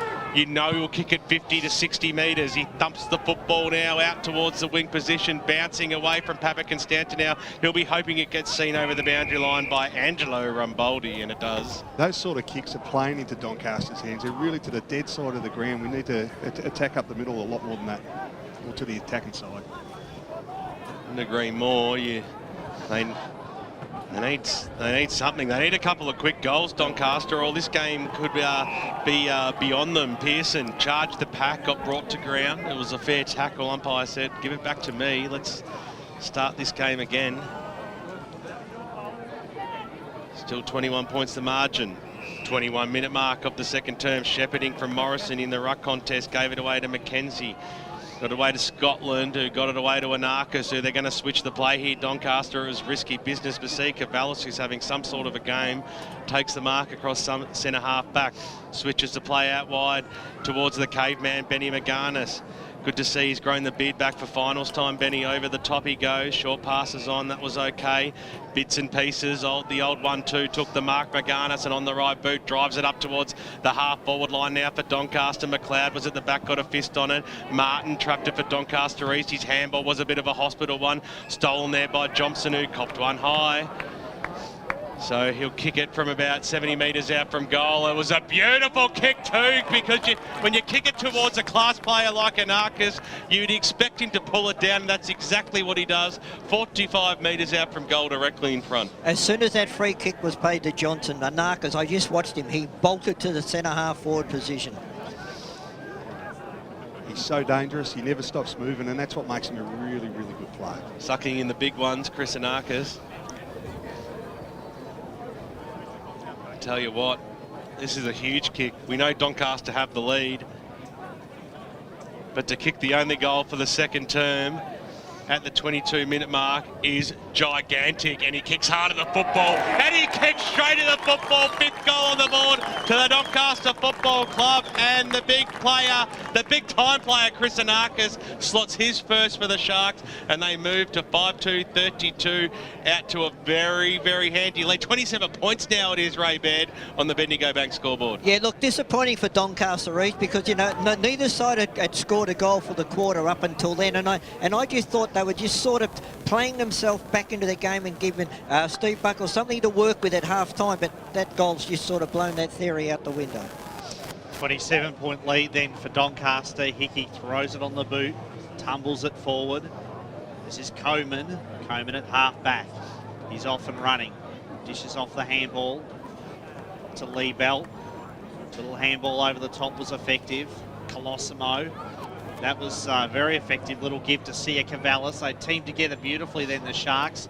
Some of their lesser lights to some extent got involved, but they're all playing well today. Johnson backpedaled with the kick, got it back to Anarchis. Thumping kick to the top of the square. Tennant worked back nicely, came off hands. Muller tried to handball it away, but the umpire right on the spot, he saw that one clearly. And Muller just couldn't get the fist to the ball, gave away the free kick. So it goes to McLeod. McLeod out towards Heath. Dylan Heath, third in the Lions' best and fairest last season, behind Lee Murphy and Ash Neville. Gets it back from Hardwick. Poor kick this time by Heath, though. He's turned it over. They're not confident. He's given it straight up to Ramboldi. He's had a good game, I reckon, Ange Ramboldi today. That was a poor one, though. He's kicked it straight back to Dylan Heath, so a bit of kick-to-kick between the two. Heath safely takes this mark. Poor kick again, though. Really, the idea was okay, but he's almost turned it over. Through the middle now, Hickey bursts clear, but there's a whistle. The ball's going to have to come back just as Anthony Hickey was off and running. The free kick goes to Malloy with that somewhat ungainly kicking style. The kick was intended for Paolacci. Bobs up again. Paolacci got it out to Scotland, who was all wrapped up by McLeod. Good desperation shown by the Lions then to force the ball up. It's just having the bravery to take the game on through the middle. You know, they get one kick in the middle and then so straight back out to the defensive side. Big fly over the top there by Coleman. Came out. Paolacci copped one high, so he's about 60 metres out from goal. He could almost roost this one, but he'll kick it towards the Thompson direction. It was knocked away by Musso. Thompson goes after it again. Little handball out wide. Arching the back was Anarchis. He even had time for a bounce, Chrissy, but he just pushed it to the left-hand side. That would have been some sort of a goal, but instead it's Doncaster's the fourth behind of the afternoon. 25 minutes gone on the Bendigo Bank scoreboard. Make that their third. 5-3-33. Doncaster East 5 behinds. So time ticking away with the breeze for Doncaster East. Kick goes out towards the Mead direction. He was the target at the fall of the ball. Narcus will see it over the boundary line out of bounds. Right in front of the Doncaster faithful who were right behind there, boys. Bit of a scuffle at centre-half forward for Doncaster there with Scotland and Agnew. Scotland been sent off. It's crossed down boundary side, thanks to LifeCare. Yeah, boys, just reiterating Matty Clark, what he just said. He got sent off there, a bit of a off-the-ball incident with Deal Agnew. Can't be long left in this second quarter, though. So just waiting for Is that a report that the umpire's writing something down? Is that a report? Looks as Correct. though. We'll check at half-time, but he's certainly writing something down. Yeah. Dylan Agnew at centre-half back has the football for the Lions. Matty, just on Doncaster East, when we spoke about their kicking out of the defence, when you're kicking with the wind, if you haven't got an option, you just kick it as long and as far as you can, surely. Well, they had numbers at centre-half forward there, and I found it strange that it went to a one-on-one. It was really wide, so it's a defensive mindset as well. But not only on one chance, many a times they've sort of half-kicked it. Well, this one here, they've just got to go to the attacking side. Short passes on, it's okay. Mark's been taken by the other Dylan, this one Heath. Inside the centre square. Looking sideways and trying to create the switch. The kick's okay too, because Dan Gordon takes it. Little chip over the top. So even if they have one play left, they need to do it properly. Agnew spots up a target, that's better. Daniel Coghill. First year player at the Lions this year. And a great addition too, just sort of pops it up in the end. It was a nothing type of kick really. Matty Schimmelbusch, who just read the play nicely on the left boot. Short passes on, that's good. Anarchis, who's certainly switched on to play today. He's quite happy to suck up a bit of time on the clock. So Chris Anarchis, only one goal scored in this quarter. We've gone 27.5 minutes. Don't expect it to go too much longer. Tennant stands strong in the pack there for Doncaster East. He knows he needs to create something. Lukey McLeod's made a bit of space in the middle of the ground, takes the mark. He's got to go back. He's got to kick it quickly. Thump the ball inside forward 50, which is the way he goes now towards the limb back direction. Over the top there, picked up by Pavic and Stanton, out dispossessed to the football. Well done there by Schimmelbusch. Pavic goes after it again. Humphrey over the top there in Jarvis, dispossessed him, and the umpire will come in and bounce it 30 metres out from the Doncaster East goal line. I'm sure Steve Buckler would love to see a lot more handball receives and run and carry. It's just really just a kicking game. Stephen, little knockdown to no avail. Kick goes out towards the Batista direction. He tried to keep it in. He had Giles right on his hammer, and over she goes for a boundary throw-in right in front of the Doncaster East interchange. See Steve Buckle and Brad Bird barking out orders. Try to bring the ball back in. Jarvis left at that time because Coleman came over the top there, got the knockdown for Doncaster there. Soupy, good tackle there by Hooper, I thought, but yes, the umpire said it was good. Anthony Hickey asking for the free, but to no avail. Let's have a bounce, 75 metres out from the Doncaster East goal line. Little knock over the top there by Gordon. He might get a chance back here. Picked up by Hickey, slams it on his boot and kicks it out of bounds on the full. It's been untidy today, Anthony Hickey. He's a super player, as we know, but it's just lacked a lot of polish when he has got the footy this afternoon to this stage. Still finding plenty of it. I need him to find his A game. This is Carroll, who's a beautiful kick of the footy. Very much an up and under one this time though, but McKenzie stood tall in that pack. Mark wasn't paid, so he's forced to play on, not sure why. Martin shot out the handball. Shalakis there takes possession, kicks it forward. It was a pretty hard one to mark for Coghill. Rambaldi came in over the top, and Coghill there desperately fighting to extricate the ball, but it was going nowhere. And it'll be thrown up once again. Just no flair today, Doncaster East, and that's, you know, they're one of the most exciting sides in the competition to watch normally, but they have played with a complete absence of flair this afternoon, and as a result at half-time, they are trailing by 28 points. Doncaster 5-3-33. Doncaster East are 5 behinds on the Bendigo Bank scoreboard. The only major goal kicker on the ground is Nathan Thompson. He kicked 4 big ones in the first term with Christinakis, the only goal kicker in the second term for both sides. Hope you're enjoying the broadcast on 98.1 Radio Eastern and streaming live around the globe, efl.org.au. If you're out and about at Bayswater Oval today, we want to know the score. Keep us up to date, play-by-play, if you will, on Twitter, @FootyEFL. We're going to cross back to Barry Cotts in the Radio Eastern studios. Then we'll come back here with Dyson Baker, Clint Stanaway and Lachlan Munro for what's happening around the grounds and what happened here in the first half and what will happen in the second half right after this. Okay, boys, it's time we got ourselves a big advantage this weekend. I'm going to tank, Coach. No, who said anything about tanking? It's what you'll save in the tank. I want you all to go out and get a breeze tag. Use Eastlink. You'll be at the ground faster and fresher, and you'll save fuel too. Get a breeze tag and use Eastlink, the quickest way to get around Melbourne's East. Arrive fresher, play better. Eastlink, it's time better spent. Program sponsor. Jenny's family and friends turned up in their 60s gear. They wore paisley shirts and ties, peace chains and love beads, danced to Janis Joplin, The Who, Creedence. It was like being at Woodstock. It was exactly how Jenny wanted her send-off to be. At Tobin Brothers Funerals, there are no rules. Our motto is, if it's legal, it's possible. So if you'd like to relive the past a little, Tobin Brothers Funerals will help you do it. Visit tobinbrothers.com.au. Tobin Brothers Funerals, celebrating lives. Program sponsor. Hey man, can you smell it? Smell what? It's my favourite smell in the world. Footy season. Yeah, man, like you can smell the grass at the Mighty G. Yeah, and you know what else I can smell? The hot marshmallow chocolate at Pancake Parlour. They're like my favourite smells ever. Like first you head to the G and smell the grass, and then after you've cheered your guts out, head straight to Pancake Parlour and warm up with a delicious hot marshmallow chocolate. It's made with pure Belgian chocolate, seriously decadent. Oh, Pancake Parlour, open 24 hours, High Point, Malvern and Doncaster East. Lovely. Program sponsor.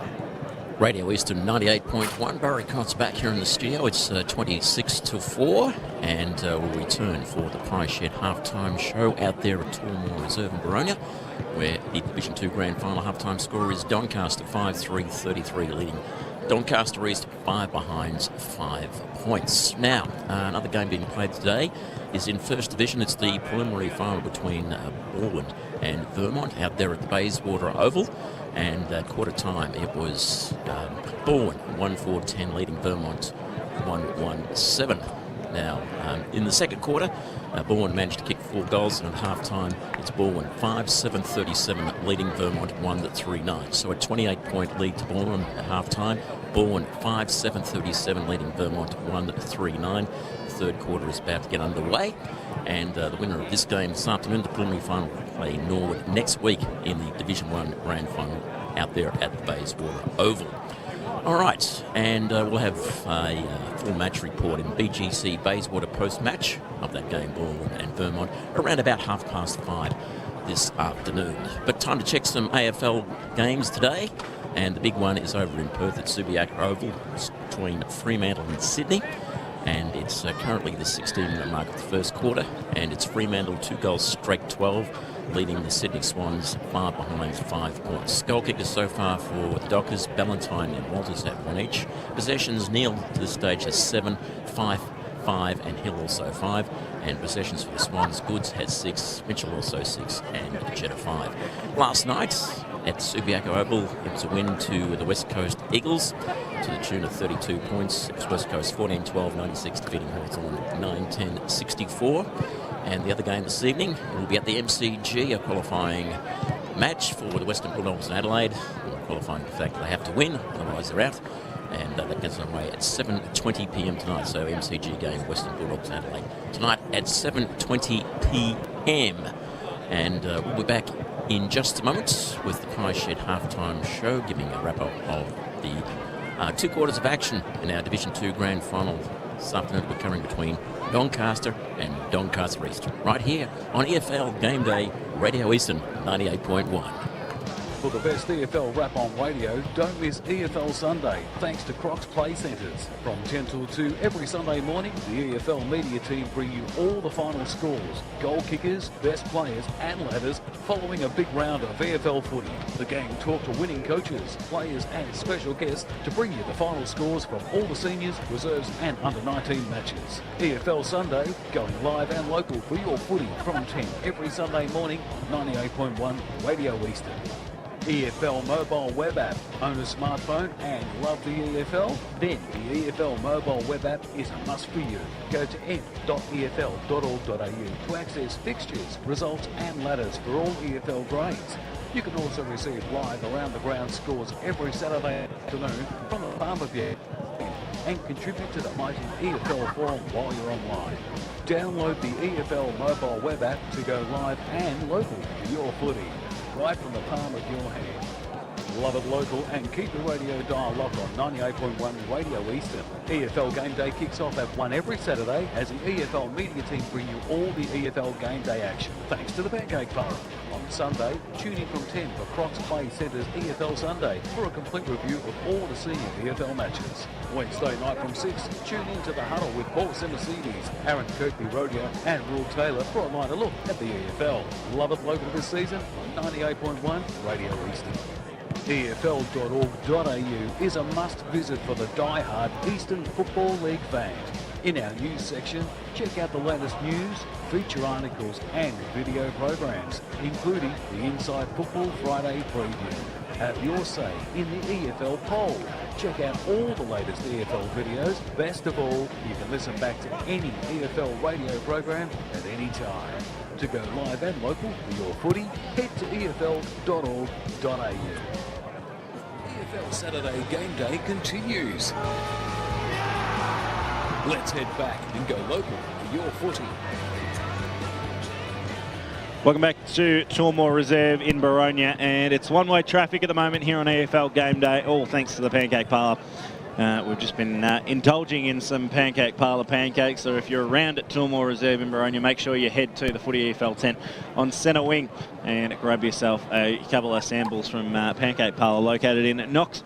Alas, back to the game at hand. Doncaster 5-3-33 lead Doncaster East 5 behinds at half-time. This is the Pie Shed half-time show, which we will kick off by heading over to Grant Subi Campbell, all thanks to Yarra Valley Water Choose Tap. In the second quarter, Doncaster East dominated the hitouts 18-7, but Doncaster won the clearances 13-10. Doncaster won the contested possessions 40-30 and the uncontested possessions 42-30. Very much a game played between the 50-metre arcs because the inside 50 count was just 9 apiece, and it's probably the lowest aggregate inside 50 count, I reckon, of any game this year. So second quarter, probably one to forget, I'd say, for the neutrals. Scotland racked up 8 touches that quarter to get up to 15 for the game, but of course he did get a yellow card, so I think I won't take his stats in the third quarter, considering he'll be sitting on the bench for the most part. Literally a game played between the two arcs up to half-time, and Brash, you've seen it all from front and centre over in the van. It's, I mean, it looked probably in that middle part of that second term like Doncaster were fighting back, but obviously just not accurate enough going inside forward 50 to make a real deal of it. No, it's a real. The wind has really had a marked effect on the game so far. I just feel that Doncaster just seem to have constantly numbers around the ball, and when they are able to break, their delivery into their forward line, especially into that first quarter, was first class. Doncaster East, on the other hand, are just not getting any free movement whatsoever. Speaking of grand finals, there's one going to go on next weekend. Norwood's there, and two sides that are playing off this afternoon in the Division 1 preliminary final. Baldwin and Vermont. Out there at Bayswater Oval for us is Lockie Munro. Lockie, it seems to be like it's in the hands of Baldwin to lose at the moment. Yeah, it definitely is. Baldwin are very dominant here today, boys. The combination of John Meeson and Rennie Gilchrist is just almost unstoppable. Every time, John Meeson's probably had about 50 hit-outs by now. It's only halfway through the third quarter. And 70% of those have probably been hit out to advantage, and then Rennie Gilchrist just reads it so well and gets the ball and just gets clearances every time.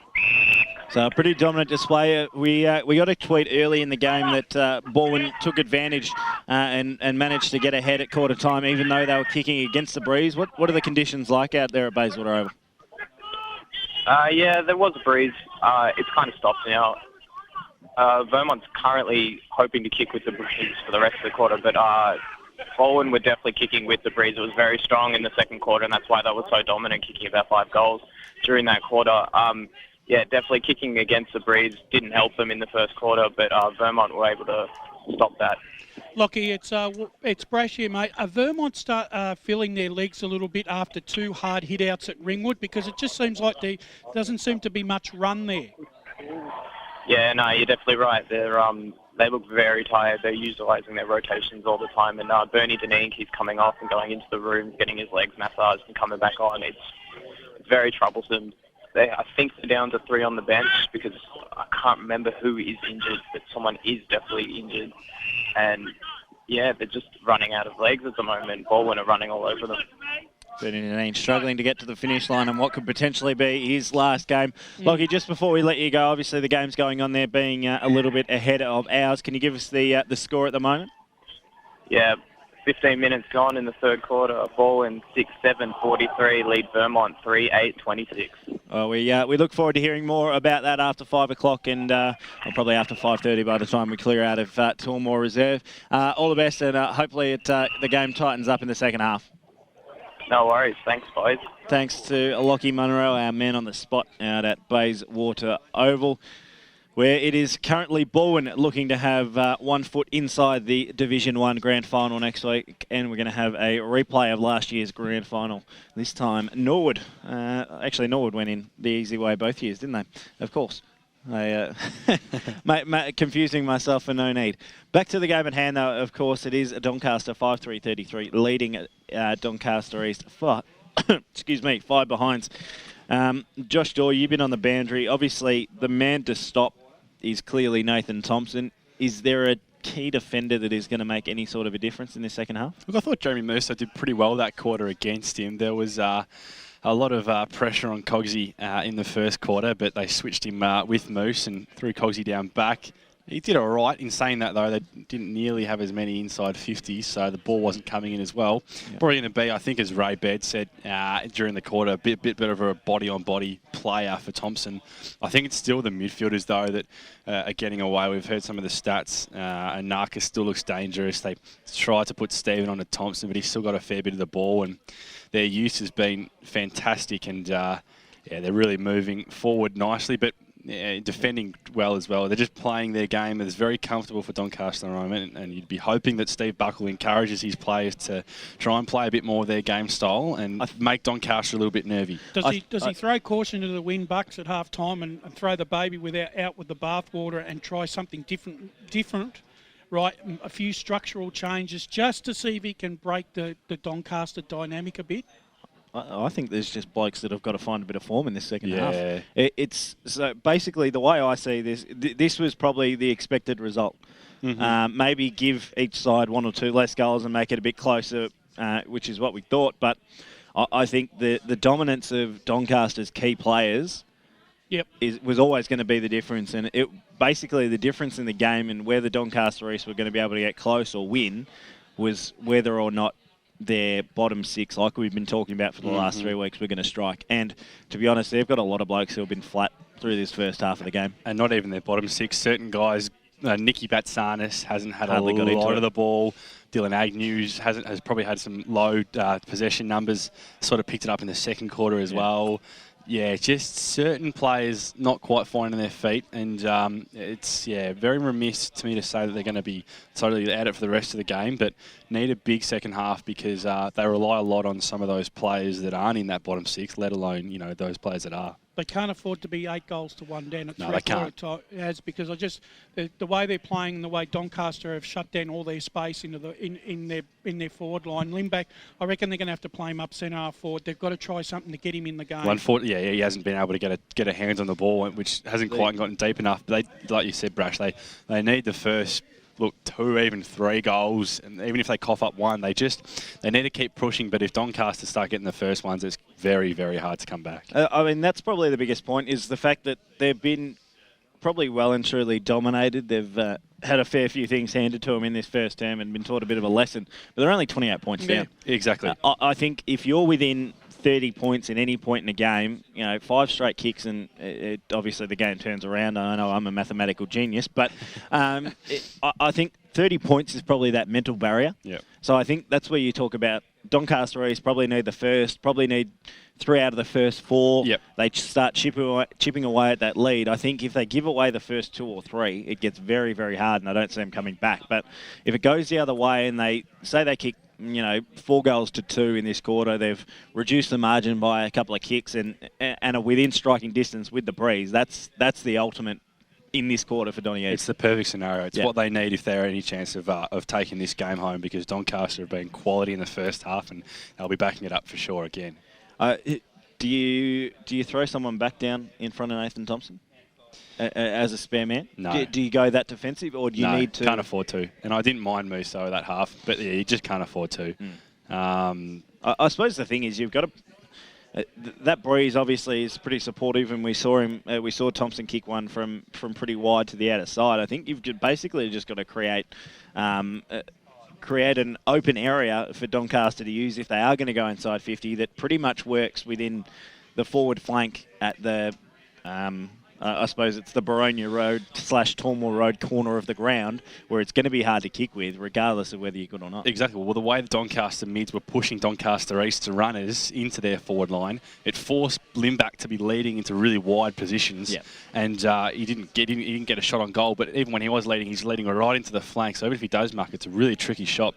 So it comes down to Thompson's a very dangerous player, of course, but the delivery he's been getting has been on a golden platter. So it's half the job is making sure you're manning up on Johnson, but the other half is making sure that there's a bit more pressure on your Johnsons and these sort of players, their Narcisses, and making sure they're not getting just easy kickings to Thompson, because they just kick it straight into his space. He runs into an acre of space, and there's not a lot that the backman can do. The thing that got me, Brash, you mentioned Johnson there, Josh. His first 5 minutes, I think, probably set up the game for the rest of the side. Yep. Quick clearance. In the passage of probably a 5 to 6 pass play, had the ball 2 or 3 times, created opportunities, and also created that first goal. I think his influence in that first 5 minutes has probably set up this Doncaster side for where they are right now. Well, he has, because he hit Nathan Thompson 3 times. Yeah. That combination of Thompson, Johnson has been a deadly combination. And you couple that with the combination of Ewan McKenzie and Chris Anarkis, and you're looking at 4 blokes who are probably would all be equal in contention for the Gordon Parker medal or the Blue Ribbon medal this afternoon, and 4 blokes who are genuinely making the difference. I reckon Billy Morrison's had a ripper game for Doncaster East. I reckon he's been their clear winner in the ruck. It's not his fault that they just can't take advantage of it. They need to take advantage in the ruck when Greg Jarvis comes onto the ground. That's right. Because, we love Jarv, and Jarv's always been great. Jarv's been great for a number of years, and, we've seen him dominate games. Ewan McKenzie's the premier ruckman in this division, no shadow of a doubt. Yep. They need to make sure that Morrison and the rest of the midfield have the impact when he's off the ground. Yep. Both sides are set and ready in position. We might hand over to the boys getting ready for the call. We won't go back to the studio for another break on the Pie Shed halftime show. We'll get the call team back into position as both sides line up, with Doncaster leading 5-3-33. Doncaster East 5 behinds. Doncaster East will kick against the breeze. Doncaster to kick with the breeze in this third term. So hopefully get back in it. Brad Henderson, a 28-point margin. In your eyes, do you see Doncaster East getting back into this one? Well, no, I don't. But it's not so much the margin, Dyson, because 28 points is certainly not an unassailable difference. It's really just the way they're playing, the style of their football today. And I said before half-time, they've just played without any flair. It's been disappointing. I'd like to think they can, flick the switch in this third quarter, but Doncaster are going to be kicking with the breeze, of course. So I think it could get ugly in this third term, Ray. Oh, look, it could get ugly, but then Doncaster East, I give them a bit of credit in that quarter, but they just didn't hit the scoreboard. Third quarter is underway of the Choose Tap Division 2 Grand Final for season 2015, and there's a free kick going the way of the Lions. It's going to have to come back. Dean Giles wanted the advantage to be paid. The umpire thought better of it. So Michael Stephen takes the free kick. He's very indecisive. He wants to give it off by hand. He finally does so to Tennant. Fed out now. Short pass is on for Heath. Heath, will the ball sit for him? Finally it does. He gathers it in. Didn't panic, which was important. Heath's kick, though, was a poor one, and it's been marked defensively by big Ewan McKenzie, who handed it off to Schimmelbusch. The kick out into open space for Paolacci. Paolacci's kick looked good, finds Carroll. Carroll has a bit of time, wheels around, high up and under kick by Zach Carroll. Gee, it didn't miss by much. That would have been a great start to the second half for Doncaster. But as it turned out, Zach Carroll's kick was behind. Doncaster 5-4-34. Doncaster East are 5 behinds on the Bendigo Bank scoreboard. Short pass is on. Ball marked there by Tennant. So Shane Tennant, skipper of the Lions, has battled away gamefully today. So too is this man, Big Billy Morrison, who safely holds the mark on the wing. Morrison goes short. Dangerous kick, showed a lot of it to the opposition, but Viano stood his ground well. The handball away, but there's a free kick. There's some holding on. There's a player there in Batsanis who's in a fair spot of bother for the Lions. And he limps away, but he'll get the free kick. And he's looking very much worse for wear. Nick Batsanis goes short to Heath. Dylan Heath. True wing position for the Lions to drive the ball forward. It's a bit of a nothing kick again, although it did give Lindback a chance, who set himself for the mark. Had to mark it against 3 others though. Hasn't exactly been getting the silver service today, Dean Lindback. With thanks to LifeCare, let's cross down to Josh and Andy on the boundary. Yeah, thanks, Brad. Aaron Fiora is still on the bench, but he is primed, still in his jersey to take part in this game, so we'll see what happens there. Thanks very much, Andy. Doing a great job today. Thanks to LifeCare with Josh Dawe, Dean Giles, who wanted to take the man on the mark. That is craziness at best, especially when you go on to take on the animal, Brad Henderson. Cattle check. Oh, was it? Damn it. Over the boundary line and out about. Same sort of shaggy hairstyle, and we'll have a boundary throw in right in front of the Doncaster faithful here. Almost true centre wing position. Umpire throws it in. Frankie McKenzie got the knock down. Is still close to the boundary line here. In and over the football there is Kadlachik. Got the little handball out. Ball still alive. That was good play. A little kick by Whitling. Well, it travelled the required distance, and a strong mark being taken there by Angelo Rambaldi. So across the half-back line, they'll look to create the switch here. Doncaster see Cavallis takes the mark. Short passes on. It was dangerous because it didn't hit the target, but he got the old 1-2 back. Little chip back over the top. Paolacci takes the mark. He'll be looking to get into this game in the second half on the right boot. Switches it out wide. Doncaster look like they've got a little bit of a run here on the right boot there. They move it out towards the wing position. Switch inboard. Paolacci once again. 3/4 sleeves, as always. Drives it up towards the half-forward line. Bouncing football.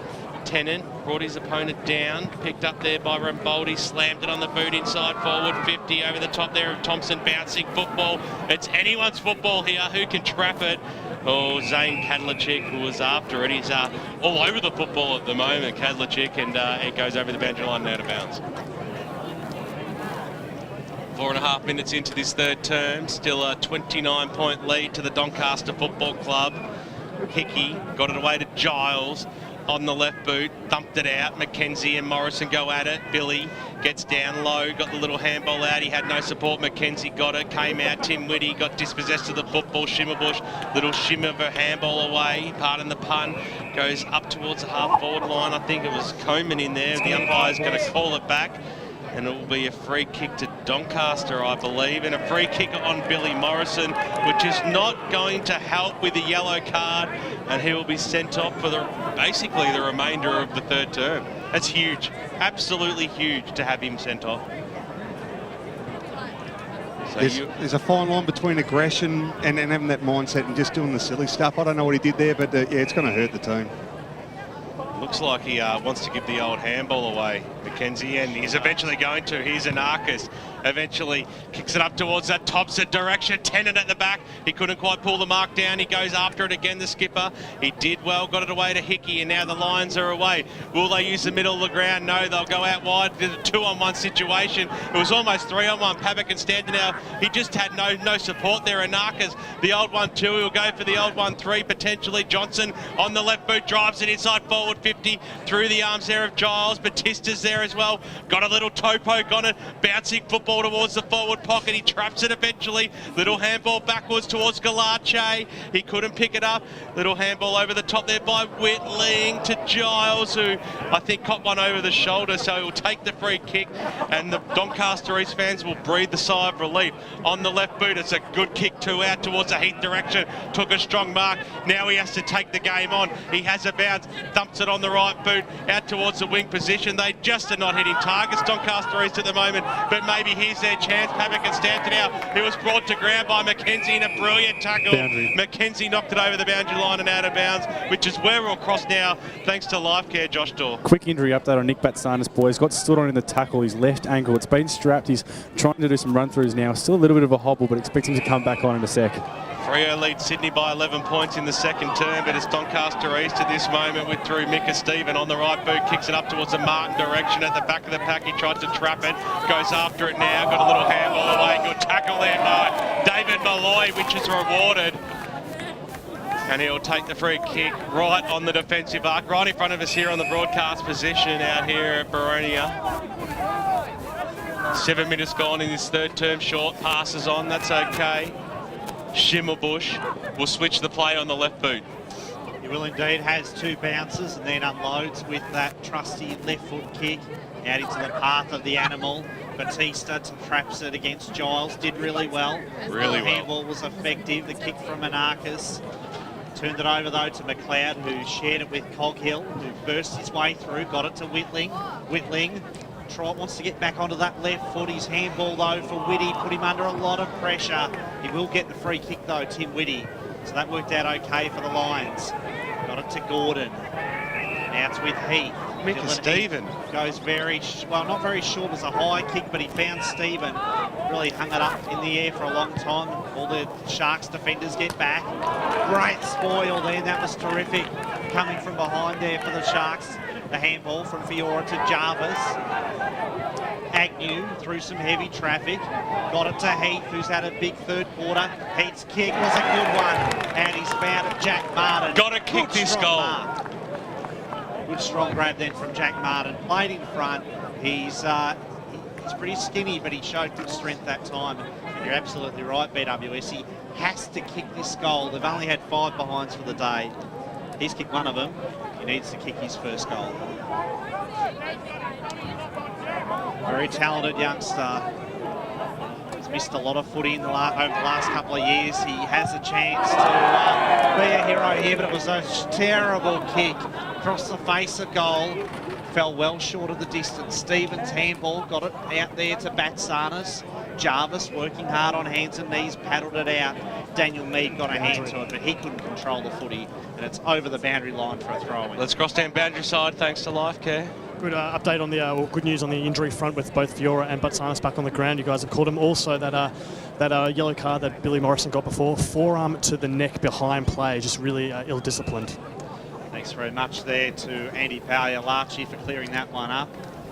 And thanks to LifeCare for our boundary riders. That was Jarvis who fisted it out of the ruck to the boundary line and over for another throw-in just in front of the scoreboard here at Tullamore Reserve, which reads makes for a very sorry reading at the moment for Doncaster East.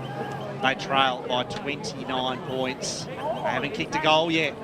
Chance here though for their first, and it looks like they've got their first on the board. Yes, they have, and that's a good goal for Doncaster East, kicked by Whitling. So Jake Whitling boots the Lions first. Boy, do they need that one. They've narrowed the deficit back to 23 points. And all of a sudden, just with that one goal, Baird has a bit of a different feel about it, the game. Yeah, look, you've got to give them credit for their persistence. In that contest, it's been inside their forward 50 for the last 2 or 3 minutes. It was nothing pretty about it. There was a goal scored, missed, but at least they persisted, Matty, and finally got the reward. They've dominated around the stoppages, and they're actually being braver, so it's great to get some reward for it. Ball back in the middle of the ground. McKenzie got the knockdown straight into the arms of Hardwick, who banked it on his boot for Doncaster East. Will this sit up there for Agnew? Didn't quite.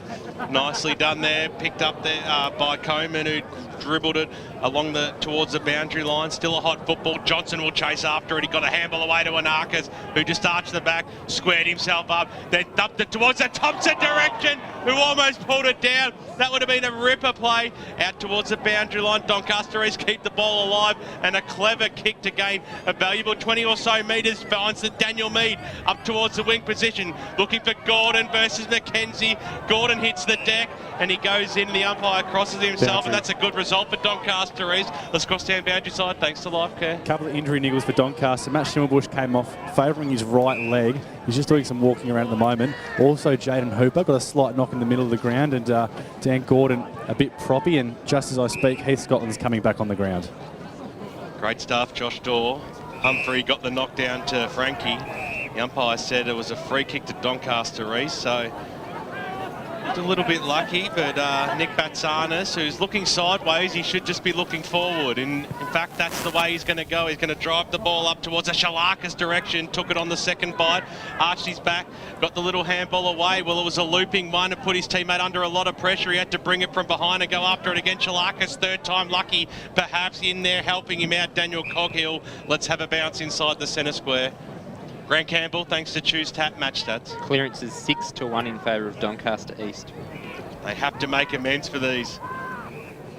Umpire to throw the ball up. Jarvis, McKenzie, he got the knockdown in the end.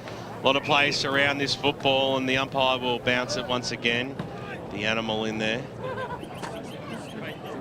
Throws it up, quick restart, big fly over the top there by Muller into the arms of Johnson, brought to ground by Whitling, who kicked the last goal for Doncaster East and will have a bounce. Still inside the centre square out here at Boronia. Hope you're enjoying the broadcast on 98.1 Radio West and is streaming live around the globe, EFL.org.au. 25-point margin to the Doncaster Football Club as it stands at the moment. McKenzie went in a little bit hard, a head-high tackle. Doncaster East will get the free kick in the middle of the park.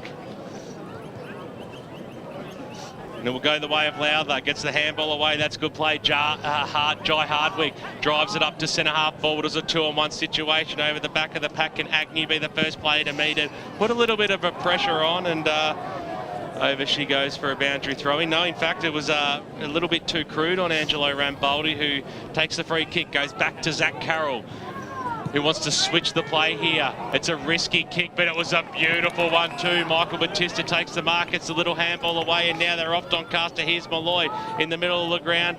Might go for the old 1-2, picked up there by Liebold on the right hand.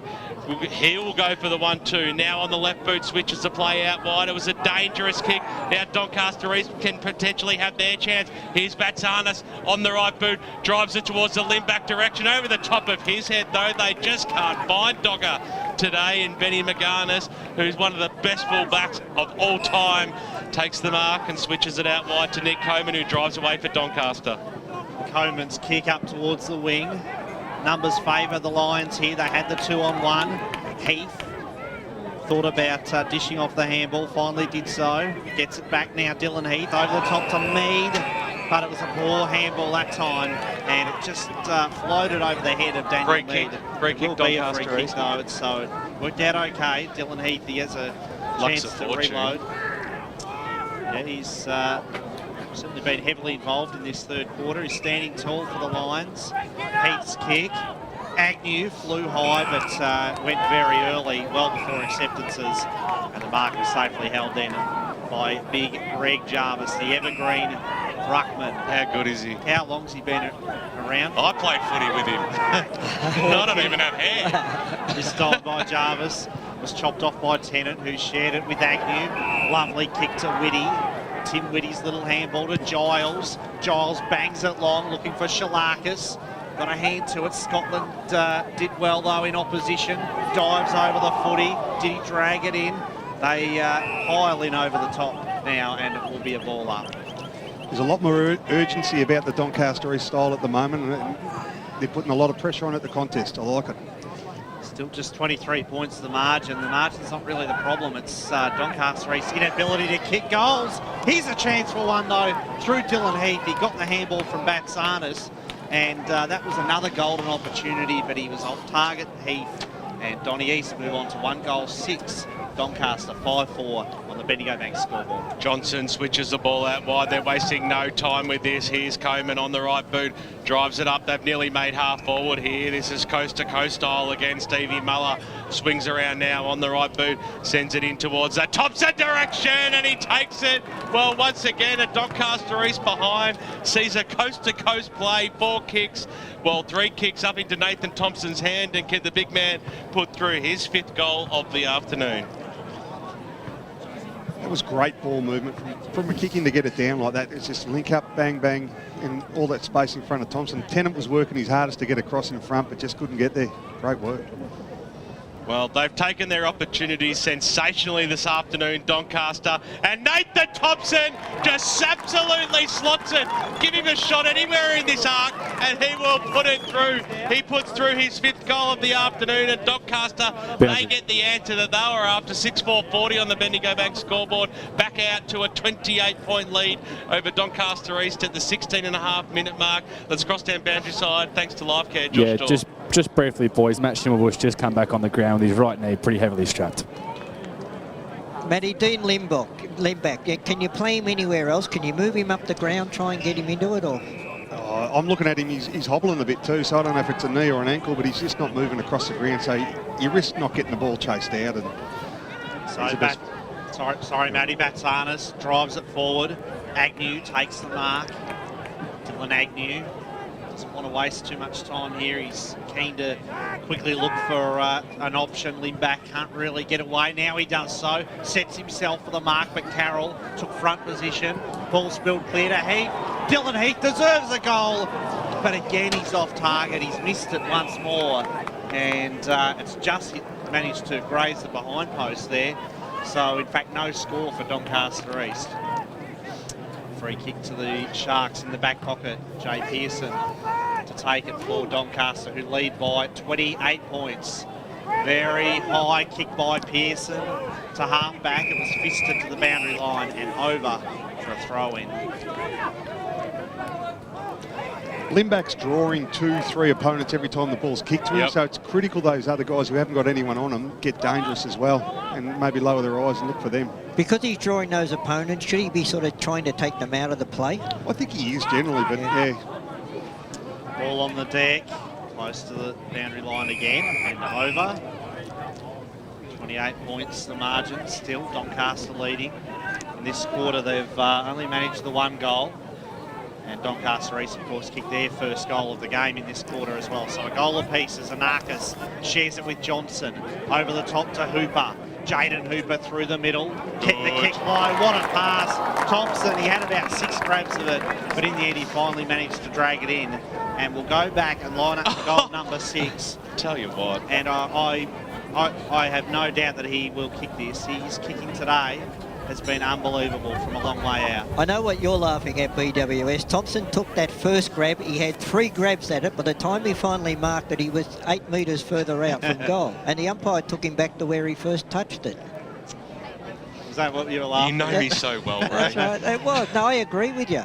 Thompson, not his best kick. In fact, he's going to struggle to score here. Didn't matter, though, because Paolacci sharked the pack. And he has kicked the goal. Some protest there from the Doncaster East it was a good goal. defenders. But Adrian Paolacci, he was front and centre to the pack. Great opportunist goal. And you'd have to say that will almost make it impossible for Doncaster East. 34 points of margin. Yeah, the biggest lead of the day. Look, they were looking all right up until those last 2 goals by Doncaster. But look, they've got to hang in there. They've got to hang in there for the rest of this quarter, and you never know what can happen. Need to snag a couple, there's no doubt about that. Mackenzie got the knockdown, Scotland was in there, Batsana's got a handle on it, Nanaka's got boot to ball up towards the half forward line. Lukey McLeod goes after it, so too does Batista the Animal. Right on his hammer is Lowther. A good one-on-one duel close to the boundary line over the top lee belt, and the umpire will come into boundary. Let's cross down boundary side, thanks to LifeCare. Yeah, boys, Billy Morrison waiting on the sidelines here. He's coming back on after that yellow card. Really important because they really had no set ruckman Doncaster East for the most part of this third quarter. I to restart it now. Coleman got an unattended knockout. And over she goes for a boundary throw-in. Out in the full. In fact, yeah, well, do you know what, Soupy? I was just about to actually say that. It was untouched and knocked over the boundary line on the full. So, new rule has been brought into play over the last few years. Any stats that matter, thanks to Choose Tap at this time? Inside 57 apiece, clearances 10-3 in favour of Doncaster East. Well, a bit of risky business happening as Tennant's brought to ground, and he's been pinged as well. I tell you what, that looks stiff, but he's going to have to hand the ball back, and a shot on goal is going to be taken by Zane Kadlachik from about 25 metres out. And if we didn't think this game was almost sewn up 7-1, this would almost put it to bed completely. Kadlachik comes in now. He hasn't kicked a goal for the afternoon, but he has now. The goal umpire just waltzes in, Big Dave, and gives a salute. And through it goes for Doncaster's 8th goal on the Bendigo Bank scoreboard. It's out to a 40-point lead now, 21.5 minutes into this third term. The premiership quarter, they call it as well. 8-4-52, Doncaster East 1-6-12. Well, since Doncaster East kicked that goal 5 minutes or so ago, it's been all Doncaster, and look, it's going to be hard for Donny East to get back into this game now. Zane Ketchel, or Zane, I'll call him, after a last. He's tackled well today for a young guy. He's really hit the body hard. It's been terrific, as he has been all season. Batsanis out of the middle, got it to Mead. Mead's kick was untidy. He's lacked his usual damaging left foot today, Daniel Mead. He hasn't been able to hurt the opposition with it the way he normally does. And that was no exception then.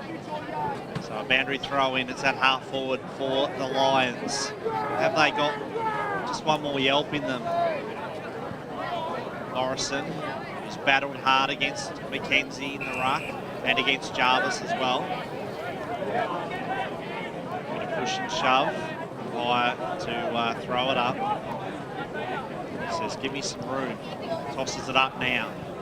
Tap was won by Stephen. Whitling throws it on the boot. Very high kick. Hooper went with the fist, straight into the hands though of McLeod, who gave it to Batsanis. Batsanis' kick. Shalakis traps it nicely. Dances around onto his left foot. Good effort by Rambaldi, but Whitty fires at the goals, and Tip Whitty then, they just cannot buy one of those goals today. They've had their chances in this third quarter, but as it stands, the deficit is still 39 points.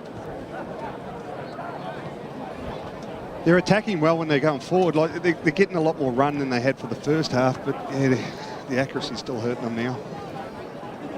Jay Pearson to bring the ball back in for Donny.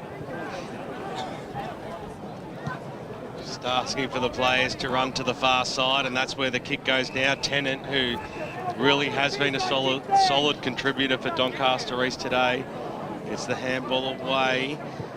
Here's Heath on the right boot, drives it inside forward 50, but Matty Schimmelbusch, speaking of rocks, just takes the mark and sends it back out to the half-back line. So Doncaster going all their way at the moment. They're making the play and they're taking the game on. Anarchis on the right boot drives it up towards the half-forward line, or almost a centre wing position, but a good mark taken there by Heath. Switches the play now. It's a long kick out towards Daniel Mead, who on his favourable side would want to hit the target. Morrison, he's come back on after his yellow card, needs to pull down a strong one, and he did.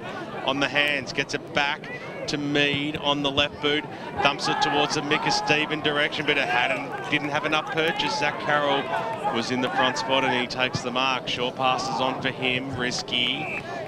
It's okay. Done there by Rambaldi, this way, that way, then wants to create the switch once again. Went through the legs there of Hooper. Doncaster East through Whitty had not enough support there. Then Whitty, Colosimo came charging through, picked up there by Hardwick out wide to Tennant on the right boot, kicks it up towards the half forward line, went through the arms there of Schimmelbusch, who brought his opponent Batsanis to ground, and will have a bounce just outside of the forward arc for Doncaster East. Be nice if they can just sneak one late in the quarter here, just to add a bit of interest to it. I know you call it over, but... Well, it's not over till the fat lady sings. But it's close. Jarvis, very good handball out wide, and now Doncaster, they get their chance, and they might be able to rebound here as the kick goes up inside forward 50, a long searching kick, but a strong mark has been taken at the last line of defence. Doncaster East, they could probably get a switch on here if they're looking for it. Instead, they'll elect to go straight down the middle of the park. Hardwick. I think it's Heath on the right boot. Switches it out wide. Here's Micah Stephen now. He'll loop up a long looping handball there to Hickey on the right boot. Can they find Dogger inside forward 50? Batsanis takes a mark. In fact, it's Jack Shalakis, and he'll have a shot. He's about 25 metres out. He's on a difficult angle though, and boy, do they need this goal. They certainly do, BWS. Look, I was just watching Donny East as they come out of the back there. To me, their back six have been pretty good, really. Yep, I agree. They've stood up under enormous pressure. They have. They've been feeling it all afternoon, there's no doubt about that. Currently a 39-point lead. Doncaster have the breeze. Doncaster East owned the quarter for 15 minutes, but they couldn't get score on the board. Here's Shalakis. Can he kick a goal? He can kick a goal. That's an important one too. Doncaster East get their second on the Bendigo Bank scoreboard. It took them 26 and a half minutes into the third term to get there, but they are, and Doncaster lead this game 8-4-52. Donny East 2-7-19. That was better ball movement through the middle, a couple of handball link-ups and then going straight through the corridor. I liked it. They've got to just be brave with that ball movement all the time now and try it a lot more. I think a lot of it, that's because Billy Morrison's come back on the ground too. You know, he's getting that hit out again in the middle there. So back to 33 points the margin after the goal then by Jack Shalakis. Doncaster East second of the day, 2 goals 7. They have a strong tackle there by Stephen on big Ewan McKenzie, and he was going nowhere that time. Now competes in the ruck against Morrison. Morrison wins another tap down to Stephen. Mick Stephen there working very hard in the pack. Agnew popped a high one. He'll get a free kick. And siren sounds though to complete the third quarter, so he won't get to have that kick. Dylan Agnew, although he's going back to Malcolm Blind. It's ambitious. A big kick. Pretty ambitious shot, and it's going to fall well short of the intended target.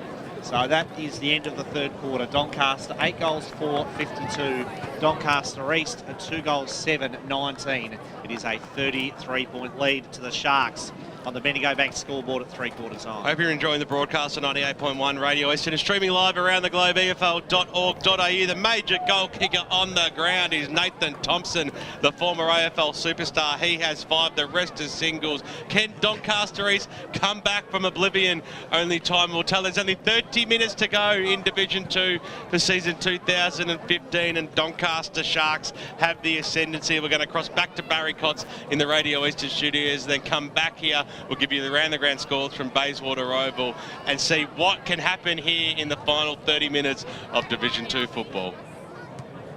It's difficult to see through a dirty window, but once you clean it, you can clearly see the view.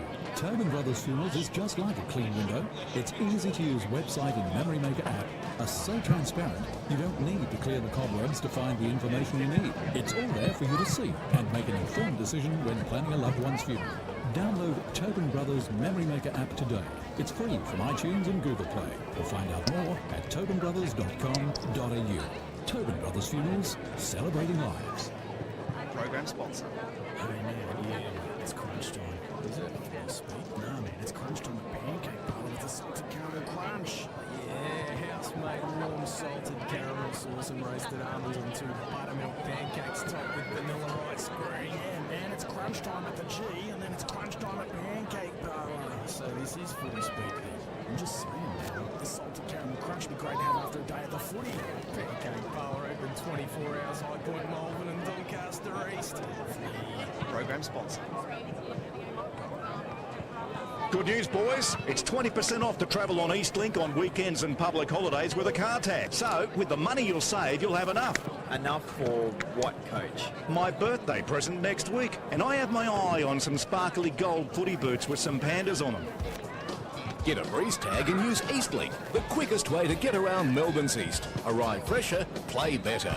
Eastlink, it's time better spent. In sparkly boots. Program sponsor.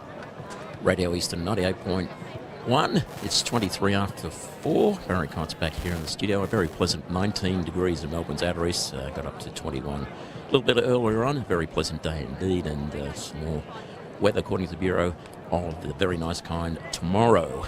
And currently the score, 3/4 time in our match today, Division 2 Grand Final. It's a 33-point margin to Doncaster at the moment, 8-4-52 to Doncaster is 2-7-19. And we'll be back for the last quarter of that game in just a moment. And in just a moment, we'll give you an update of what's happening over there between Baldwin and Vermont at Bayswater Oval in just a moment. But first, before we do that, let's check a score. The game being played over in Subiaco this afternoon between Fremantle and Sydney. It's currently half-time, and it's Fremantle 6-4-40, leading the Sydney Swans 2-11-23. A little bit of bad kicking on the part of the Swans. So it's a 17-point lead to the Fremantle Dockers at half-time. Goal kickers for Fremantle. Walters has 3, 1 each to Valentine and Clark. Possessions 5, 19, Neal 18, and Mundy 16. Goal kickers for Sydney, Reid and Tippett have 1 each. And their major possession getters, Kennedy 16, Hannaberry 15 and Mitchell 15. And the game being played tonight begins at 7:20 p.m. PMCG, and that's between the Western Bulldogs and Adelaide. And back in just a moment with the last quarter of our Division 2 Grand Final, Doncaster East and Doncaster in just a moment. This is EFL Game Day. For the best EFL rap on radio, don't miss EFL Sunday, thanks to Crocs Play Centres. From 10 till 2 every Sunday morning, the EFL media team bring you all the final scores, goal kickers, best players and ladders, following a big round of EFL footy. The gang talk to winning coaches, players and special guests to bring you the final scores from all the seniors, reserves and under-19 matches. EFL Sunday, going live and local for your footy from 10 every Sunday morning on 98.1 Radio Eastern. EFL mobile web app. Own a smartphone and love the EFL? Then the EFL mobile web app is a must for you. Go to m.efl.org.au to access fixtures, results and ladders for all EFL grades. You can also receive live around the ground scores every Saturday afternoon from the palm of your hand and contribute to the mighty EFL forum while you're online. Download the EFL mobile web app to go live and local for your footy, right from the palm of your hand. EFL.org.au is a must visit for the die-hard Eastern Football League fan. In our news section, check out the latest news, feature articles and video programs, including the Inside Football Friday preview. Have your say in the EFL poll. Check out all the latest EFL videos. Best of all, you can listen back to any EFL radio program at any time. To go live and local for your footy, head to efl.org.au. EFL Saturday Game Day continues. Let's head back and go local for your footy. Welcome back to Tormore Reserve in Baronia for the final quarter, coming up to the final quarter in the Choose Tap Division 2 Grand Final for season 2015. And it is, of course, Doncaster up against Doncaster East at 3/4 time. Doncaster hold a 33-point lead, 8 goals 4-52. Doncaster East to 2 goals 7-19. In that third quarter, Doncaster managed 3 goals 1 to Doncaster East's 2 goals 2. So it was a very tight second term. There wasn't much in it, but unfortunately the Lions were unable to really work their way back into the game to any meaningful degree. With thanks to Choose Tap, Brian Campbell has all the stats that matter from that third quarter, the premiership quarter. Doncaster East won the clearances 13-5 and on top in contested possessions 40-28.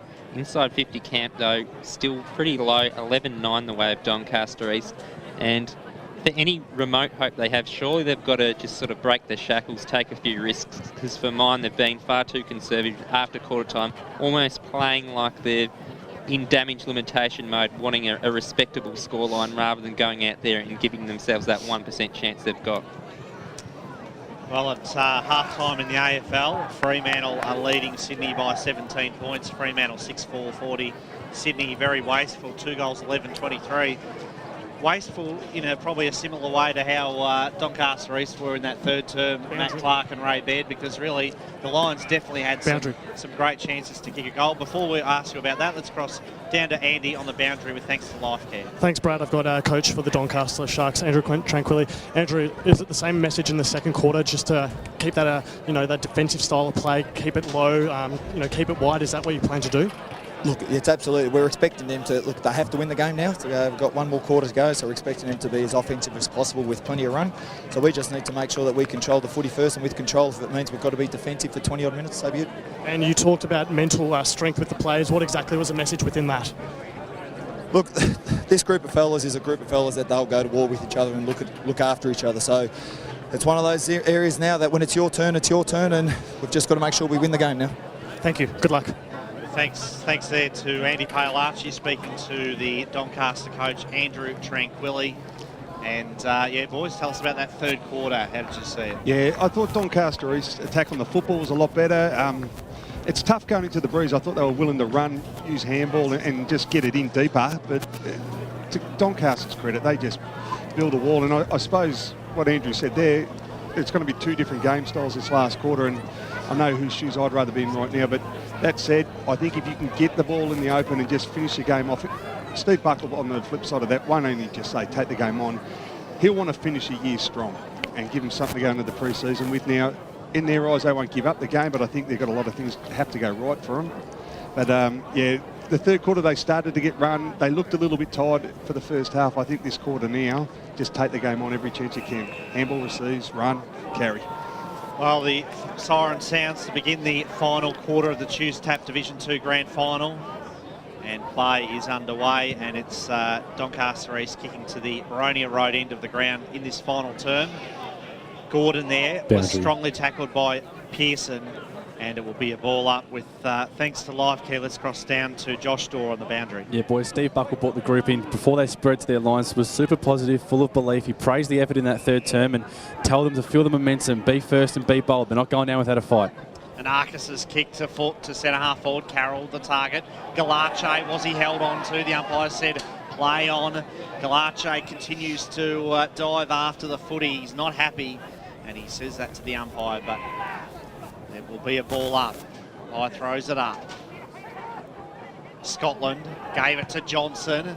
Johnson's hot, very high kick to the front of the goal square. Thompson, fair bit of holding on going on there, and the free kick has been paid to Nathan Thompson.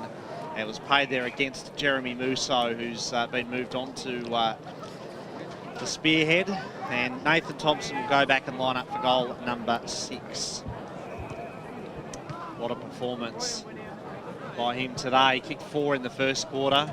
This for number 6, a half dozen, and he makes it look easy as always. Puts it through. 6 goals for Nathan Thompson, and Doncaster East. The lead you would think would be a bridge too far now for them. Doncaster 9-4-58. Doncaster East 2-7-19 on the Bendigo Bank scoreboard. Although Thompson marked the ball and kicked the goal, look, I give credit to Jeremy Russo there, because look, he's a smaller man. He's a smaller man. He did everything possible, and unfortunately the umpire, judged the free kick against him. But I just thought his effort was 100%. Doncaster Sharks charging towards Division 1 in the final term. We've only gone 2 minutes in the Division 2 Grand Final. The umpire restarts the play now. Mackenzie's done a great job all day, knocked it down. Scotland going in after it. Stephen got the handball out, picked up there by Mead, who scrambled to kick up towards the half-forward line. Couldn't be trapped by Martin. He'll go after it again. Tim Whitty copped one quite high, who's been quite quiet today. Tim Whitty, one of the gutsiest players in the Eastern Football League. There's no doubt about that. Looking wide again. Short passes on. Mark taken by Dylan Agnew. So he'll go back. He's about 60 metres out from goal. Just going to kick it to the hot spot, really, but it was just a sea of sharks in the end, and Mackenzie knocked it away, picked up Schimmelbusch, got the little handball back. Malloy paddled it away, picked up Shalakis, who just shanked it. He couldn't keep it alive. He wanted to have a ping, and the umpire said, nope, we'll ball that one in. They've got to get a goal here, Doncaster East. They've got the ball right down there beside their point post. They must score. So quick kick out there by Schimmelbusch, finds Johnson. Just got such poise at all times. Got the handball away to Scotland, who barged his way through somehow. Got boot to ball. Kadlachik got it away as well. He's had a very good game. A little bit of holding off the play. Umpire saw it. Free kick to Doncaster East. Micah Stephen. It's again only eyes for the sidelines as Whitling on the left boot just drills it inside forward 50. Once again they've gone wide, and Aaron Fiora just takes a gift. Short passes on. Zach Carroll still inside the defensive arc, but they've squared things up here, Doncaster, and they might be able to create a little bit of play here as Malloy will go the old 1-2. Kick over the top. Mark has been taken out there by Sia Cavalis on the right boot. Short passes on. Well, he didn't wait it properly, and coming across Dean Giles, who's certainly given his all today, asking why Chris Anarkis hasn't given away a 25, and Giles just drives the ball inside forward 50. Sun got in a lot of players' eyes then, and Fiora took an uncontested mark, and he's got a little bit of support out wide as the kick goes now for Doncaster up towards the half-forward line, and it was a good one too, and they go inside forward 50, looking for Thompson over the back of his head. And Doncaster East, had they have the chance to reprieve. It goes out towards the broadcast position here. Nicely trapped there by Coghill. Turned his player inside out, then drove it up towards the wing position. Didn't hit the target. Stolen by Sia Cavalis, who has a little bit of time. Wants to spear the pass into towards the middle. It was as good as a throw back towards Fiora, but the umpire said it was okay. Who just stops props and gets a little short one on. That was good. Now Johnson on the left boot kicks it out towards the Anarkis direction. It was a grubber, made him work for it, but a class act picks the ball up and kicks it inside forward 50, then stolen by Mead, and Mead just thumps it 60 metres straight up the middle of the ground. That's the way maybe they should have gone the whole day, as he kicked it up towards the Ramboldi direction. He's going to trap the football, handball over the top and over the boundary line and out of bounds. Full time out at Bayswater Oval, and it'll be Ballin taking on the Norwood Football Club in the Division 1 Choose Tap Grand Final, who ran out today 13-12-90 over Vermont 6-12-48. I've already taken a box of tissues out to Wayne Brasher, the Kleenex aloe vera variety, as it comes out towards Whitling. He was pushed off the football there by Hooper. That was good play. Here's Johnson, little handball over the top to Scotland. The ex-AFL play is working out well, because here's Fiora. There's 3 out of 4. You know he'll use his left boot, drives the ball up towards the centre half forward position, standing strong. Shane Tennant. Well, I tell you what, he's led from the front all day. Risky kick though, stolen there. Oh, it could even also be 25 metres, as the mark's been taken there by Carroll. He might even have a ping from here. Just pops it up towards the Thompson direction. He had one grab at it. He's kicked 6. He almost had another crack at it. Little handball over the top. Thompson now. Oh, free kick against Hickey. Well,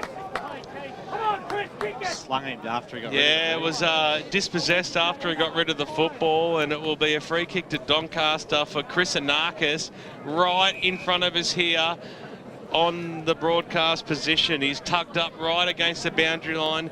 He's kicked 1 goal for the afternoon. Sensational player. Keeps it low. And he knocked through by 1 behind by Shane Tennant, Ray Baird. Yeah, look, Donny East, look, I think they've run their race now, mate, but they're playing for pride. They've got to at least try and get a couple more goals on the board. But look, it's all Doncaster. They're a class act. Well, that's certainly not going to help their troubles, because Paolacci takes it from the kicking. Little pop over the top to Johnson, who takes the mark, and he's on a favourable side for a left footer right underneath the Bendigo Bank scoreboard. 40-point lead to Doncaster, and he wants to just take on Jono, and why wouldn't you? And he pushes it to the left-hand side, and he puts it through for 1 behind. In fact, it was the right-hand side, but nonetheless, the result is the same. Umpire crosses his chest and gives a point to the Doncaster Football Club. Bendigo back scoreboard, 7.5 minutes in, 60 plays 19. Doncaster, they are in control. They are indeed. Morrison kept the kick very low there to Mead. Daniel Mead. Mead's high kick, bit of a floater. Doesn't really do his teammates any favours. Hickey takes possession, dishes off the handball, got it to Whitling. Whitling. Why bounce it? Went for the bounce and then didn't come back to him. Long kick by Whitling to the pocket and knocked through by Malloy for a rush behind. So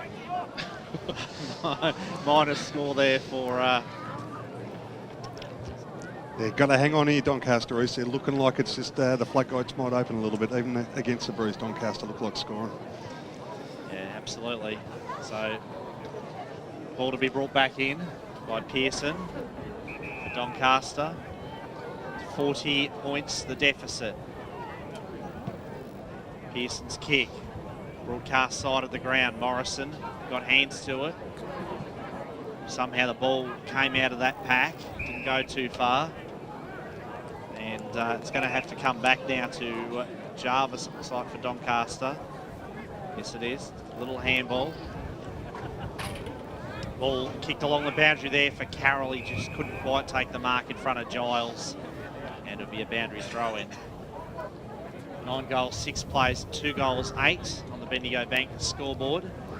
Morrison and Jarvis to compete in the ruck. Two number 18s do battle against each other. Huge pack of players around this footy. The ball was shot out to Mead. Mead's high kick. Very high kick to full forward. Lindback the target. And that's a wonderful mark by Dean Lindback. We've waited a long time to see that sort of form from him today. He hasn't had been done any favours by his midfielder kicking the ball to him. On that occasion, it was a pack of 3 and somehow he took the mark. So he has not hit the scoreboard at all today. Was a good mark. Terrific, great. Wonderful mark. Didn't get a lot of reaction from the crowd, as you'd expect. He's missed it. And the dog day continues for Doncaster East. Dog of a kick for Dogger. Spot on. 2-9-21, Doncaster 9-6-60, the Bendigo Bank scoreboard. Dean Lindback, and unfortunately that kick wasn't even close to being a goal. It was way off target. It was nearly out of bounds on the full, actually. Yeah. What a super impressive effort by Doncaster. We're talking about 8 quarters of football nearly here. They've only conceded 3 goals. I think they're the best defence, they're the best attack, they're good on the inside, they're good on the outside. I mean, you just got to respect the way they're playing it, and just a really well-oiled machine. Where do you think they'll stand in Division 1 next year? If they can maintain all the players that they've got and add a couple, they'll be a good side. They'll be competitive. Aaron Fiora on the left boot. Short pass to McGarnis, one of my all-time favourites. You know that, Bradley. Gets it across towards Malloy. On the right boot, spots up Scotland, which is a good play. On the right boot, he doesn't waste any time, and he spots up a good target there in Jesse Liebelt. He'll use the left boot to drive the ball forward. Going after it there was Carroll. He brought the ball to ground quite impressively, and will have a bounce. So about 75 metres out from goal. Doncaster's in 11.5 minutes into this final term. 31-point lead to Doncaster. Knock on. Lions have the numbers. Risky kick goes towards the Mead direction. He needs to pull this one in. Had a little bit of time, so he had a bit of support. Here's Stephen on the right boot, drives it out towards the wing position. Did a little bit of a wrong and was looking for the boundary line, but going after it strongly. Dylan Agnew sees it over the boundary line and out of bounds.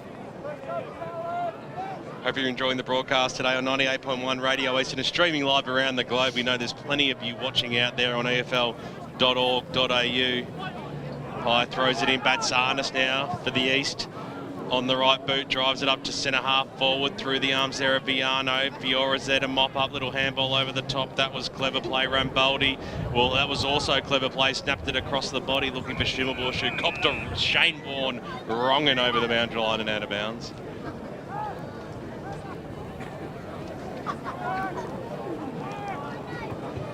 So boundary throw-in.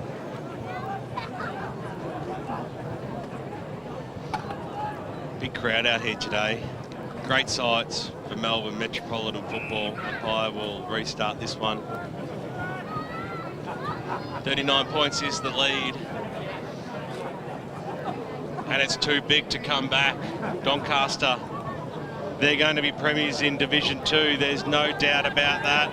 As it comes out now, Lowther on the left boot. Hasn't he had a good month? Kicks it a ball inside forward, 50, bouncing football. Fiora had the poise to hand it over towards Sia Cavallis. This way, that way, looping handball back to Fiora, who just stopped prop, then kicked it across towards the Hooper direction. If we have it, have a bounce, he might have 2, make that 2. He could go for 3 if he wants it. Short passes on, even better. In they go now, Leibold across the half-forward line now. The short passes on towards the Thompson direction. It was knocked away from him, scooped upon. Doncaster short passes on across the face of goal. One-on-one situation, Scotland.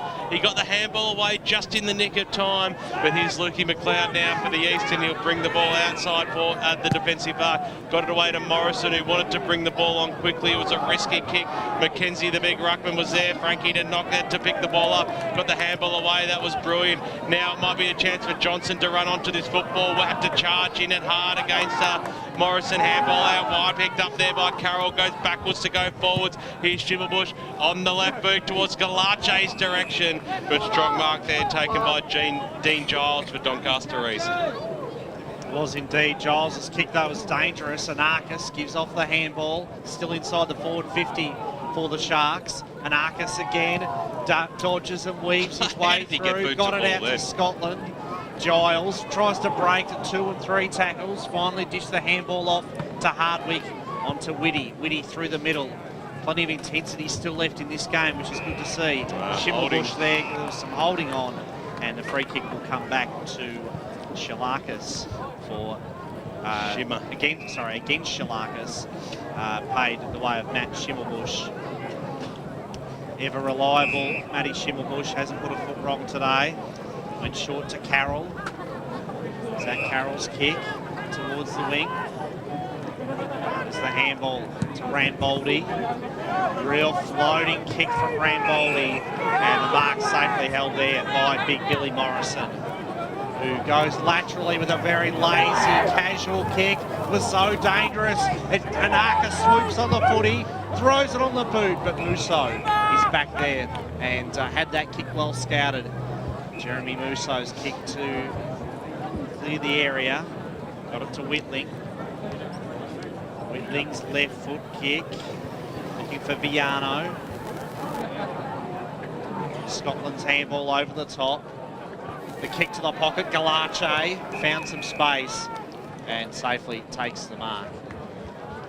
Just in front of the scoreboard here at Tullamore Reserve, which shows Doncaster leading still by 39 points. Adrian Galacci kicked a goal in the third quarter. This for his second. Difficult angle, but he's got a few tricks up his sleeve. Goes with the check side kick, but it's straight across the face of goal. And free kick to Doncaster East.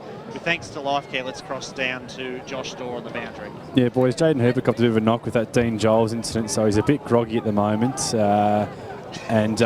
Just feeling here from the Doncaster East boys coming off, just a bit of a sombre mood from this half of the camp, where Doncaster supporters are filling up and about. Almost party time for the Sharks. Fair enough to be somber from the boundary line too, as Batsanis got it around from Biano. Have Constantinel sees it over the boundary line and out of bounds. Boundary throw in. Just forward of centre for Doncaster East, Mackenzie. Jeez, he's had a good game, got it away. Hickey got the handball. Inside forward 50, Martin tried to be clever there in the situation. In three-quarter sleeves, gave away a free kick for a little bit too high. It was Tiggy Touchwood, but Hooper will be the recipient for Doncaster. He's had a good game too, Hooper. Terrific. Yep. So Doncaster, 17.5-minute mark. They lead this game by 39 points. Just happy to hold things up here. Might be a few celebration goals to come from this. Not if the kicks are going like that, though. There's out of bounds on the full. It goes. Jesse Liebelt. Daniel Mead, who's worked so hard on his football to get back into this senior side. Build up fitness in 2015. He's a thumping kick of the football. Drives it in towards the pocket and had too much purchase on it. And out of bounds on the full it goes. So Baldwin will take on Norwood in the Division 1 Grand Final next weekend out of Bayswater Oval. We are certainly looking forward to that one. The kick comes out here for Scotland on the far side of Tormore Reserve. This way, that way, eventually gets boot to ball. He turned himself into a fair old bit of trouble, kicks it out of bounds on the full. Dylan Heath to bring it back in. Short passes on. Well, straight back into the arms of Johnson, and now Anarchis. Nice little love tap, worked out well for Fiora, who traditionally bounces it within 1 metre of gaining the football. Kicks it out towards Batista. Little handball over the top, and now this looks promising for the Sharks. A kick forward there by Ramboldi up towards the half-forward line. The mark's been taken by Stevie Muller. Screaming for it is Galache inside the arc. That was ignored. A sloppy kick goes towards the Thompson direction, but he gets it back to Galache. He wanted a goal. He handballs it over the top. See, Cabellis was there, but it was nicely mopped up there by Heath. He got a nice knockdown from Musso, who drove it out of the back line, but the mark's been taken by the animal, Michael Batista. We've been waiting to pull down a screamer this afternoon, but perhaps he could pull down a screamer of a goal against the breeze. He kicks it up to the hot spot, 15 metres out from goal, and Shane Tennant pulls down a strong mark. No, we've said he's had a good game today, but he really has been great, Ray Baird. Yeah, look, he's been probably, in my opinion, their best player. And their best player all year. Kick goes dangerously in towards the middle, looking for Mika Stevens, stolen by Anarchis. He's got enough class to get away with this. How about Johnson? He would love a goal on the left boot. Does it have enough distance? It doesn't. Mark's taken at the last line of the fence there by Billy Morrison. The short passes on, and Doncaster's through. Luke McLeod will leave. McLeod with the kick to half back. Giles the target, or Stephen in fact it was, he went to. Ball spilled clear. Stephen puts his body over it, paddled it away. McGarnis got it to Batista. Looping handball over the top to McKenzie, who didn't seem too interested in really, you know, going too hard at it. He looked pretty tired. Big Ewan McKenzie's had a big day. This is Daniel Mead, who kicks to the true centre-half back position. Mark held there by Gordon. Daniel Gordon up towards the wing. A little bit further afield than that, in fact. Papa Constantinou's handball was effective. Racing in, the kick drifts across the face of goal. And just the minor score there for Doncaster East. They move on to 2 goals, 10-22.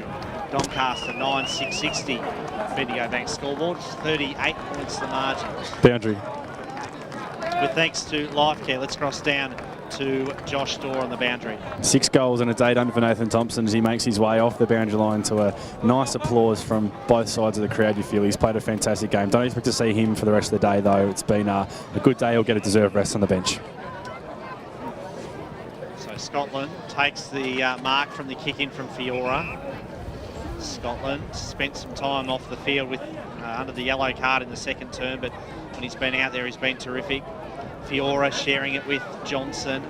Handball out into open space. Sia Cavallis.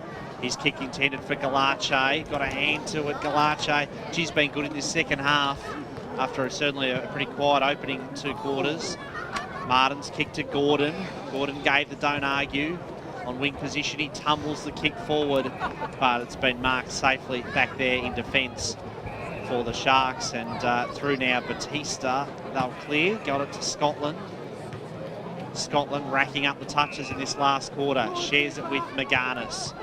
Benny McGarnis, who's done a sterling job this afternoon on Dean Limback. Not his best effort with the kick this time. It was intercepted by Mead. He's been good, Thumping kick by Daniel Mead. The kick carries the pack, but there's plenty of Sharks back there. And once more, the Doncaster side will clear, this time through Jaden Hooper. So Hooper, short passes on. Lapping it up now, Heath Scotland on the right boot. Finds Mackenzie. Not bothered about going backwards to go forwards because Batista made space, kicks it out towards the direction there of McGarner. So Benny takes the mark just outside the defensive arc. They've done so well today, the Doncaster backs, just to stop that ball getting anywhere near Dean Limback. As Gordo for Doncaster East takes the mark, and speak of the devil, Dean Limback comes out and takes a mark from about 50 metres out from goal, Ray. Grant Campbell, thanks to Choose Tap Match Stats. Scotland 12 disposals and 6 marks in this last quarter. Anarchis 9 disposals for the quarter.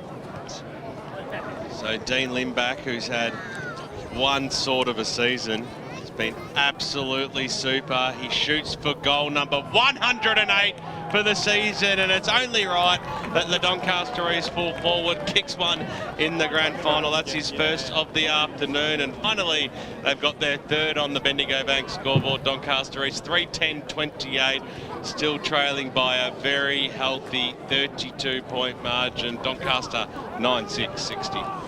I was interested today going into the game how Doncaster East half forward line could engage, so it wasn't just a big focus on Limback, but to Doncaster's credit, their half back line and full back line have really worked well together and just shut them down at every occasion.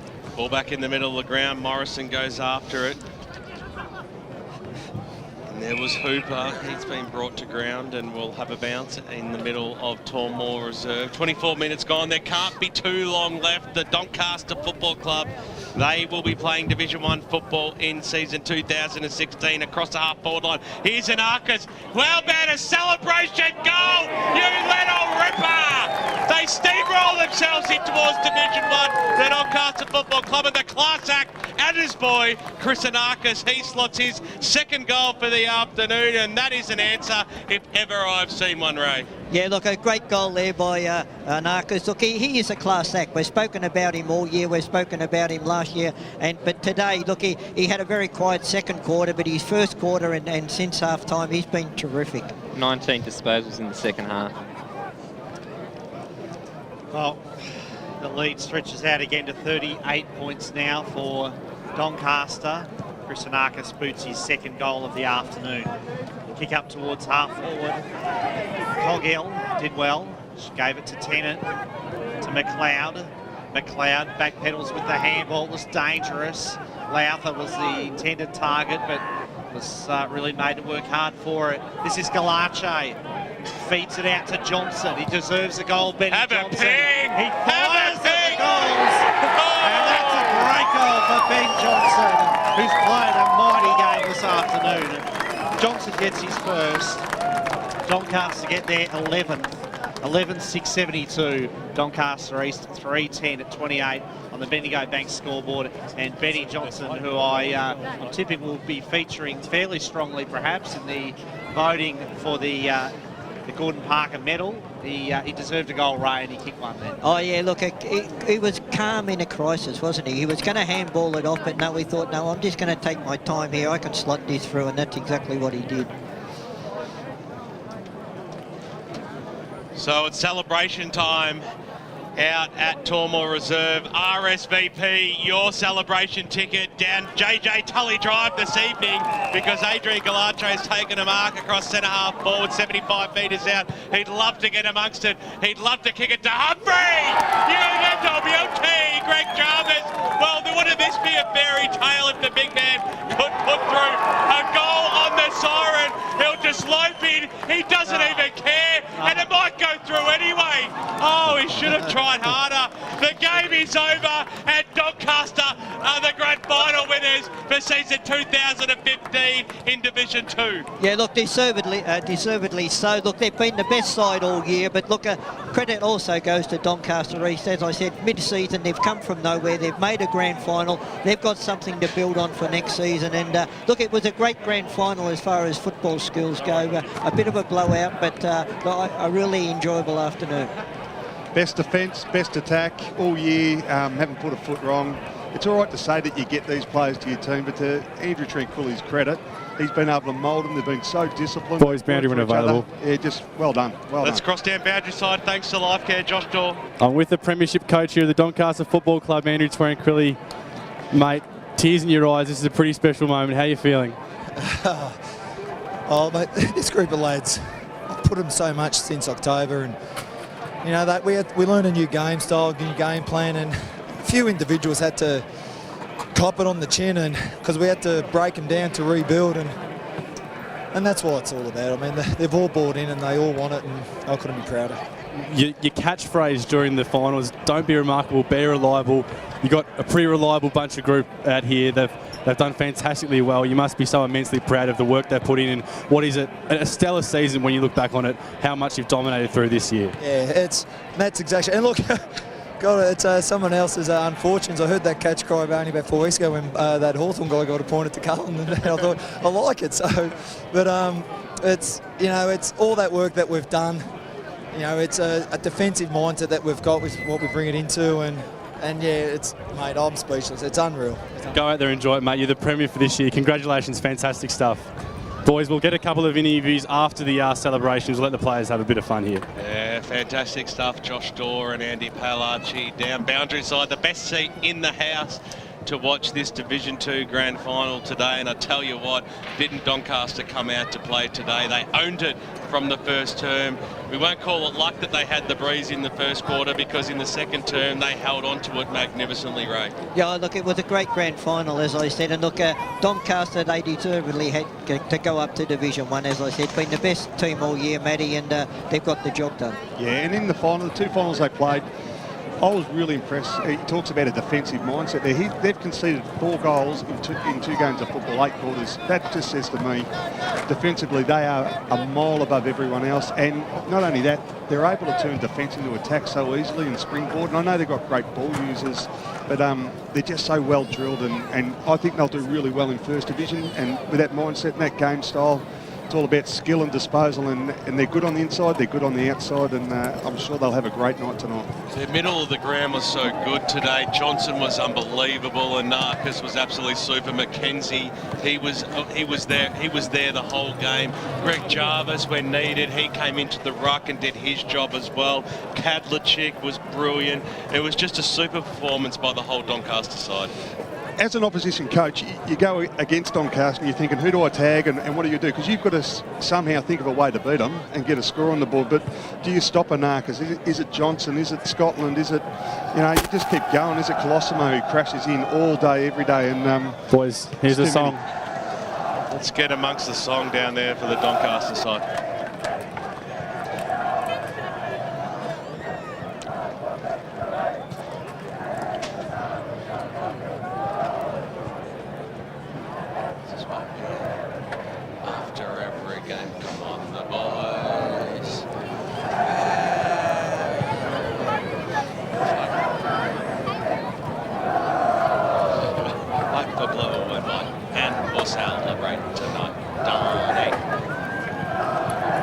Fantastic stuff, the Doncaster Football Club. They deserve this premiership. Well, they've won a few over the last few years. They've gone up, down, up again, and then they've gone, well, we're not going down this time, we're going up also, and they will play in Division 1 football in season 2016.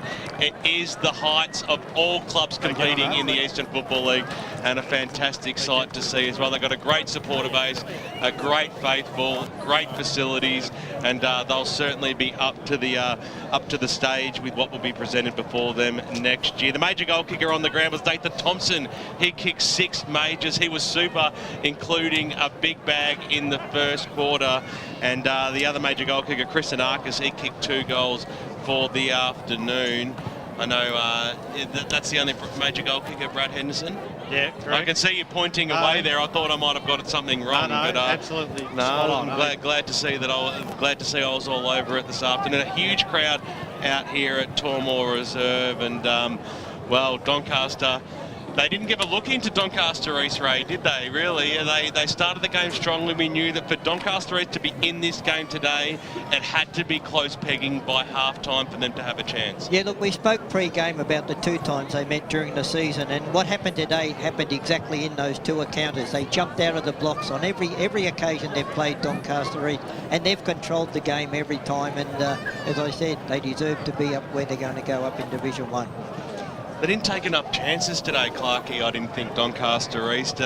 When they had the football, they were looking too wide. They weren't direct, and they were scared to take a few risks. They actually looked tired, and that can be, I suppose, construed as a bit of intimidated too. But I thought today they wanted to be safe, and they were just so looking for everyone to go wide, and just no handball receives in the first half killed them. I thought they had everyone at the contest, but they weren't tackling strong enough, and they got beaten in most areas today. The one that concerned me, and the one that I was looking for them to get a grab on today, was the half forward line for Doncaster East.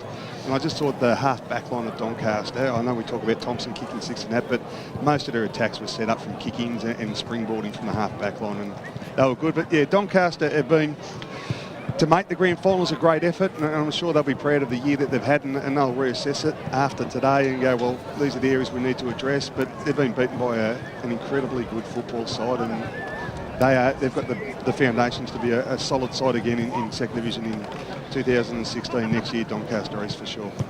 Brad, I thought Michael Batista, one of your favourites, was very serviceable today, as well with Jesse Liebelt as well. They were great players.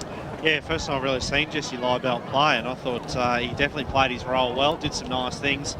Michael Batista will always give you a few highlights. He didn't have a huge game, I didn't think, by his standards this afternoon, but I don't reckon there was probably a Doncaster player who had a down day other than perhaps Steve Muller, who is capable of kicking a bag of goals. He didn't really. He was sort of starved of opportunities today. Obviously, when they got it inside 50, they were looking for Thompson on most occasions. But otherwise, yeah, I thought Doncaster was a terrific team performance across the board. Jaden Hooper was impressive, wasn't he? Super. I thought, especially early, and then he did die out of it a little bit through the middle of the game, and then he came good again.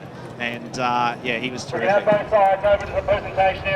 it's not too far away from heading down to Dyson Baker and going through the formalities of what the presentation is, of handing out the premiership medals to all involved in the senior team. It's not only players, but it's trainers, coaching staff, senior coach, and the like. It's an exciting time for everybody down at Shram's Reserve today, because Doncaster, they will play Division 1 football next year. And well, I tell you what, when you look back only a couple of years ago, and we didn't even have them favourites for a Division 3 grand final, Brad, to be playing Division 1 now is absolutely sensational.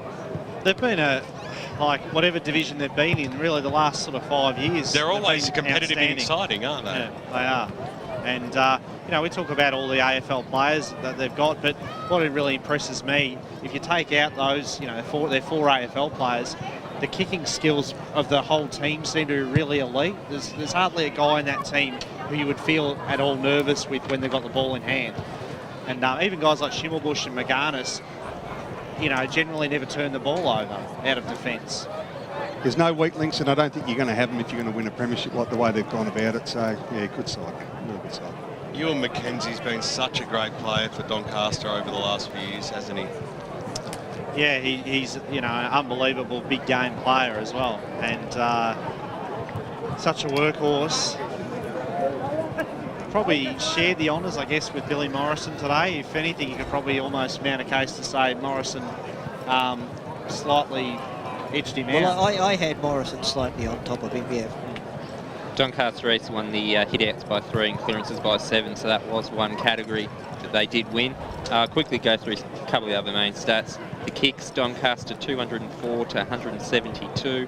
They won the handballs 123 to 79. The contested possessions 147 to 138. The uncontested possessions 160 to 105. Inside 50s, Doncaster's way 51-38. Took 12 marks inside 50 to 6. Doncaster East, give their defence credit. They've taken 22 intercept marks for the game, all of them in defensive 50, so done very well in that aspect. East Scotland had 14 disposals in the final quarter, finishing with 29. Good effort considering he was off the ground for 15 minutes.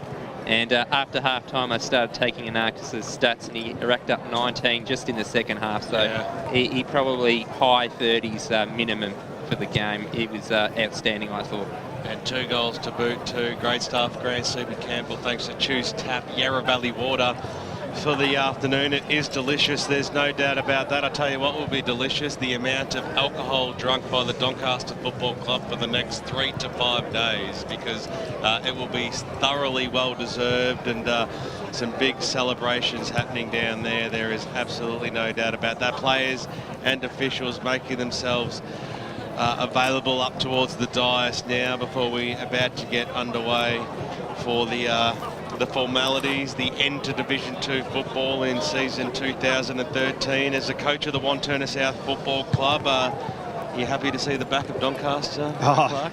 Yeah, I enjoy playing them because it brings out the best in our guys, and we've had some pretty good matchups along the journey. They got us 2 years ago in the grand final, and I know how Doncaster is to be feeling now, but they're the best side, and it's good to have them in a higher division that we don't have to play them next year for sure. Yeah, they're an absolute super unit. A lot of respect from right across the league. They're certainly a club as well that when they play away from home, they do make the effort to go into the club rooms as well and have a beverage. And we know that not always clubs actually do that for whatever reason that may be, but Doncaster, I know for a fact, are certainly one of those clubs that do the right thing by all visiting clubs. But let's cross down to Dyson Baker, who has got the formalities taken away. The best on ground medal, the Gordon Parker medal, and also the Blue Ribbon medal for the best on ground in this afternoon's game. Gordon Parker medalist. And the Gordon Parker Blue Ribbon medalist. Number 33 for the Doncaster Football Club, John Sth. Well, what a super player he has been for Doncaster since he's joined the Sharks. Blue Ribbon medalist today. Best on ground in the grand final. It doesn't get much better than that. He was up there with a few names, there's no doubt about that, to take on the best on ground. But every time he had the football today, he's got the time, the poise. He does something smart with the football every time. Premiership medallions with number 4, David Malloy. He's had a great season, David Malloy, Brad. Yeah, very solid as always. Always plays his role, and was one of those back six that did a great job for Doncaster today. Number 6, Nick Conan. Another player who just, very much played his role, didn't he? Not started quite well and then probably went out of it a little bit. Number 7, Ben Marganas. Good to see the caveman Beard come out this in the back half of the season. Benny Marganas, what an absolute superstar he is up in the back line. Solid as a rock. Number 8, Zach Carroll. He's a beautiful user of the ball, Zach Carroll. He was my tip to pre-game to win the Blue Ribbon medal. Terrific again. Stevie Muller, we hear all about the big forwards for Doncaster, but he does his job and he takes a solid defender every week and thoroughly deserves his medal. Very solid again down back, Jay Pearson, and did a terrific job on the last line of defence. Number 16, Andrew Tarasimo. Not afraid to take the big jobs. Human meatball, as I think Paul Semasides calls him, and he's great in the clinches. Number 17, Aaron Fiora. Give the boy the football, he'll thump it 50 metres. It frustrates me that he bounces it as soon as he gets it, but I love the way he goes about his football. Yeah, he was very efficient with his use of the footy today as well. Very, Number 18, can't believe he didn't go back and have a shot on goal after the siren. Played under 16s, 17s and 18s with Jarvis. An absolute marvel. If this is his last game, you little beauty. Number 20, Angelo Ramboldi. Yeah, I thought he was outstanding. Almost had him in my votes, Angelo Ramboldi. I thought he was excellent across half-back for the Sharks. 21, James Cabellas. What a great first half. What a great game. I had him in my votes. I thought he was super all day, and he gets a little bit. He looks like a narcus a little bit at times, and he gets called that. But he had a great game. Number 22, Adrian Paolacci. Well, the three-quarter sleeves, the shirt, the pants might all come off tonight celebrating this premiership. He's a ripper. I thought in the second half he Number was 25, fantastic. Ewan McKenzie. The big ruckman, Frankie, one of our all-time favourites, Ray. Yeah, look, he's a great player, but as I said before, I just think he lowered his colours slightly today to Billy Morrison. I thought he was good. Number 32, Jesse Lambert. Good game, Brad.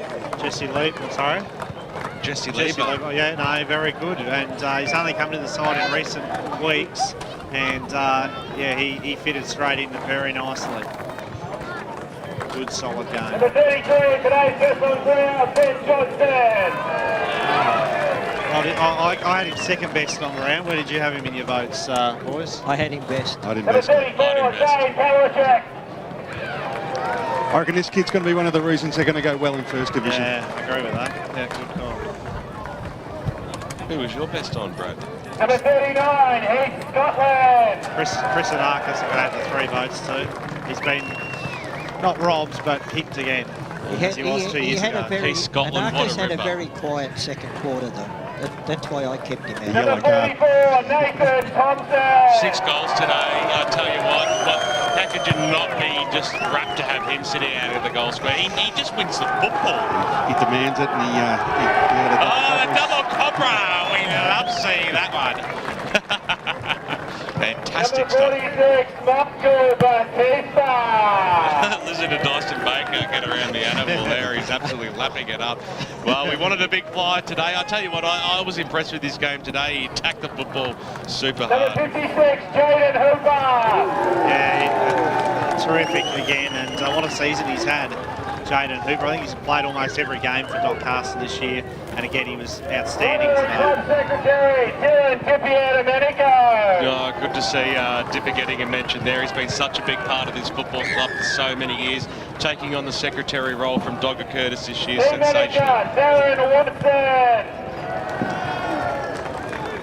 As we see the awards coming for all the rest of the main players for the Doncaster Football Club. They all play their part. They're all super important. Assistant coach, Peter Randall. These are the hardest working people in the footy club, the ones collecting the medals right now. 100%. And Kenneth Merton.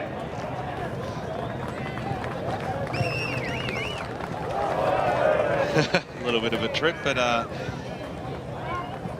fantastic stuff. Co-captains, number 5, Chris Anarchis, and number 31, Matthew Shemelwood. Two absolute stars. They're just a really well-led club. And the coach, Andrew Tranquilli. Matty, I'll put you on the spot here. If you could pick one Doncaster player out of today's side to play with your club next year, who would you go for? Oh, it's hard.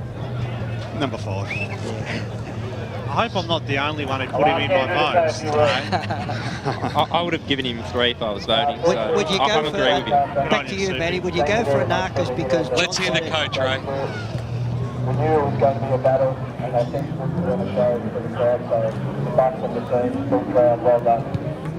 To my boys, and to the Doncaster Football Club, congratulations on this moment. You've worked hard for it. Now enjoy all the view you'll see from the top of the mound. And to these guys for putting it on, again, thank you. And now let's just celebrate first place. Thank you. Ladies and gentlemen, the 2015 Division 2 Senior Premiers, Doncaster!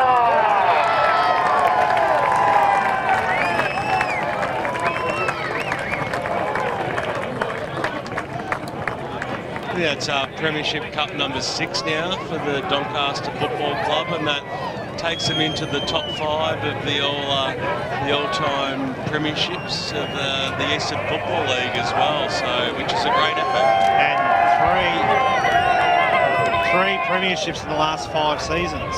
They won the Division 3 flag in 2011. They won it again in 2013, and they've won the Division 2 flag here today in 2015.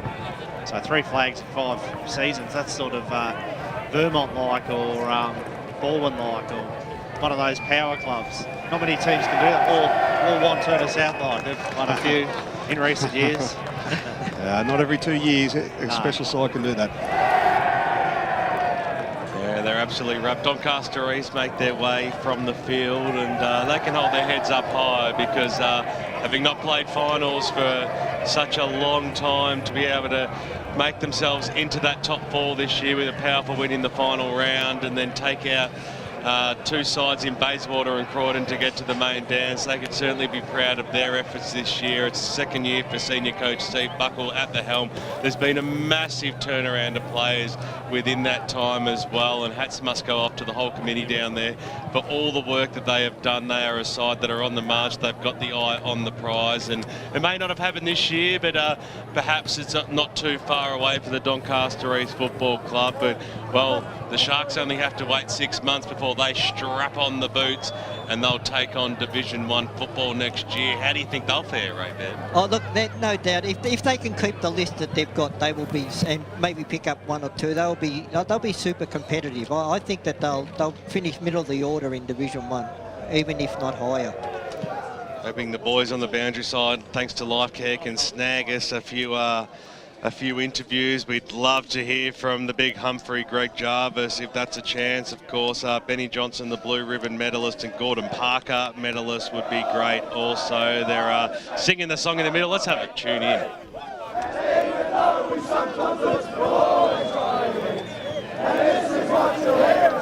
After every game, come on the boys. We're not like this yet. Oh, like the blue one, and we'll celebrate the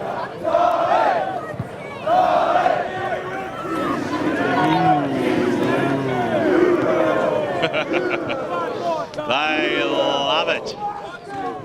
Be plenty of great shots taken by Davis Harrigan this afternoon, and on the dice a very happy 22-plus committee squad, just struggling to stay afloat, I reckon, up on those old wooden floorboards out there, Ray Bird, and good to see everyone stepping off comfortably. But what a great day it was out here at Tormore Reserve today. The Doncaster Football Club premiers in season 2015, 73-28 against Doncaster East. And look, let's not forget, we have to thank the Boronia Football Club. They've put on these Division 2 finals, and look, they've done a terrific job. A big day out here for their workers and volunteers, you know, with all the alcohol and the food and everything else that they've done. And as far as I can tell, there's been no hiccups. So well done to the Boronia Football Club. Boundary. Let's cross down boundary side. Thanks to LifeCare, Andy Paolacci. I've got the big Greggy Jarvis. Greg, how do you feel, mate? Sum it up. Yeah, relief, mate. It's good. It's just good to finally get it done, and yeah, big relief. And let's talk about the coach, Andrew Tranquilli. Just really forced a message about mental strength and the defensive side of the game, and the way you guys have heeded the message, it's just fantastic to see. Yeah, he's a hard master, that's for sure, no matter what stage of the game, and he's always honest and very much defence first, defence before attack, and pushing in and making sure we're doing all the 1%ers, so it's all good. And with such a star-studded midfield, and you can kick it to a player like Nathan Thompson, kick 6 today. I mean, it's just such an influence on the game. Oh, it is, mate. I mean, you know we've got someone to kick to, and if he doesn't, then we've got the guys at his feet. We've got, you know, Zach Carroll running down there, and Zano and Disco and all those guys. We've got a very good, even team, I think, and it's a pleasure to be part of. Guys, want to ask a couple of questions? Humphrey, it's BWS here, mate. Congratulations on another premiership medallion. You're an absolute superstar. Why did you go back and kick that goal after the siren? Mate, I thought a taught would look better, but I didn't quite get it, unfortunately, but that's all right. How does this rate up there with one of the best wins for the football club? Oh, well, I think it's the best since I've been here, that's for sure. We're first time in Division 1 for a long time, so it's very exciting. I don't think I'll be there, but most of these guys will be, and it's very exciting. And why won't you be there, mate? Because you've been playing good football this year. Oh, I don't think so, buddy. I think I'm just about done. But the club's in a very good spot, that's for sure. So it's good. It's been an absolute delight to watch you guys play your football over season 2015. But such a great team performance today. You boys really came out of the blocks. Yeah, we did. I thought it was probably a scrappy game to watch, I would have thought, from the outside. But it was very windy and stuff, and it was all really about the pressure and all that sort of thing. And I think we did that fairly well, and we're probably lucky they missed a few shots at goal, I suppose. But, yeah, no, we'll definitely take it. Yeah, g'day, Humphrey. It's Matt Clark, coach of Wanturna South here, mate. Well done on a great career. And I suppose the question I want to ask you, where's the improvement come from last year to this year? Well, obviously it's hard work and all that sort of thing, but we've also recruited very well. They knew what.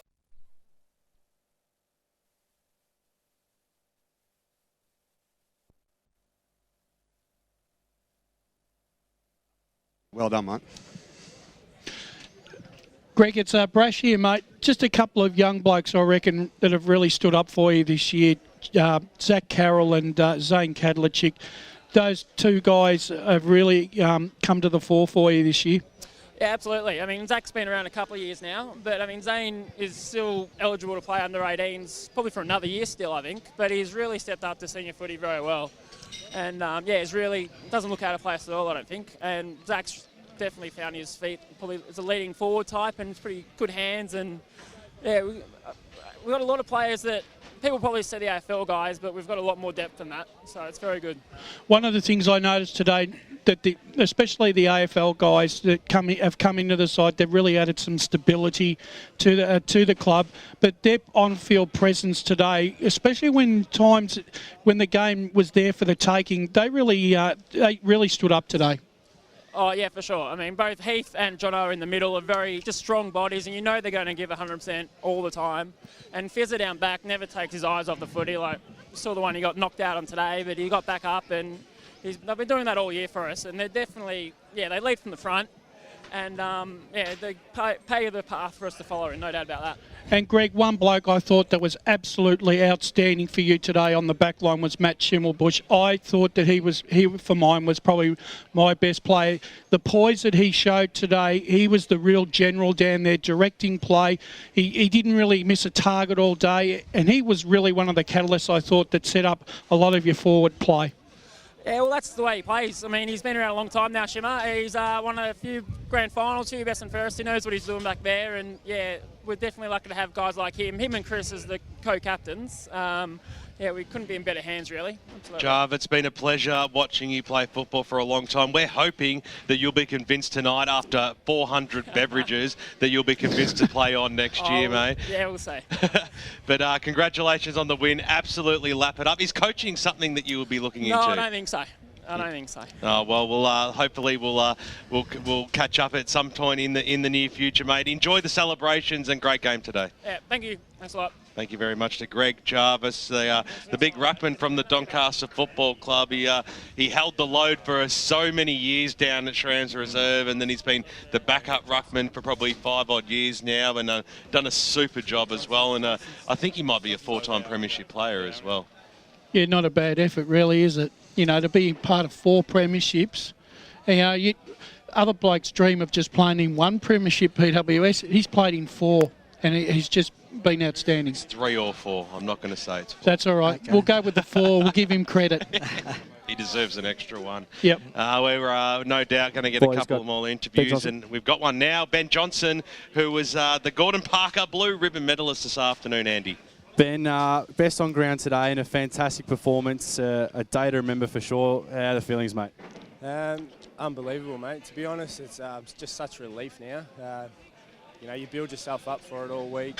Before the game, you know, you're really nervous, and just to win, it's just relief, to be honest. It's a special feeling. I mean, the celebrations here with the boys are fantastic. It's been such a dominant year. Was this the expectation going into 2015 to go through a year like you have, so dominant, and to cap it off with such a dominating display as well across the ground in a grand final?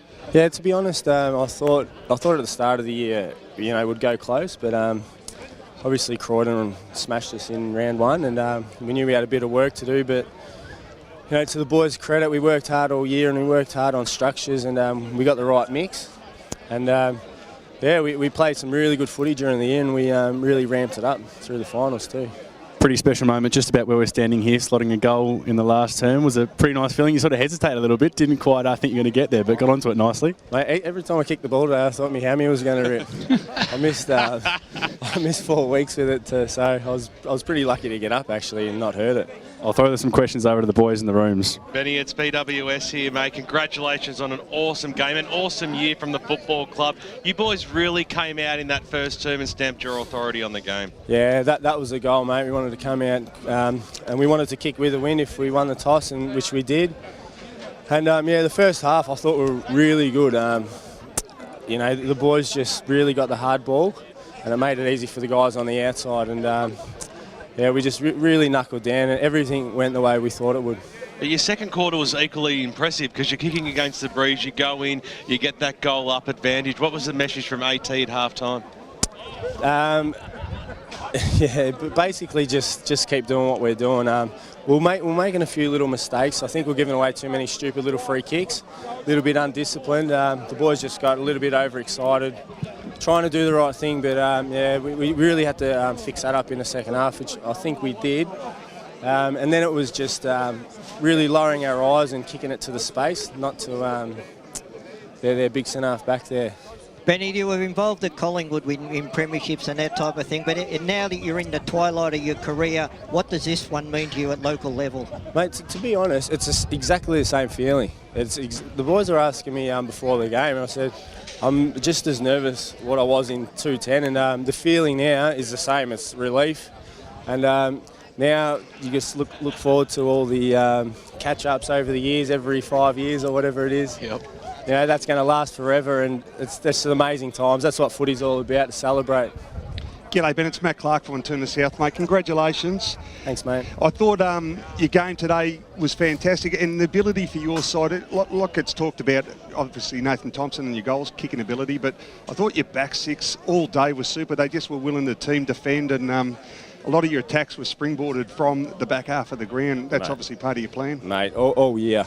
Yeah. Amazing backline, well led by Shimmer. Them boys really get beaten, and as a midfield group, you sort of do cheat a little bit because you just know that they're going to do the job. And I thought when we were against the wind, throwing Fizz back from the wing really helped. I thought AT coached that really well. Well done, mate.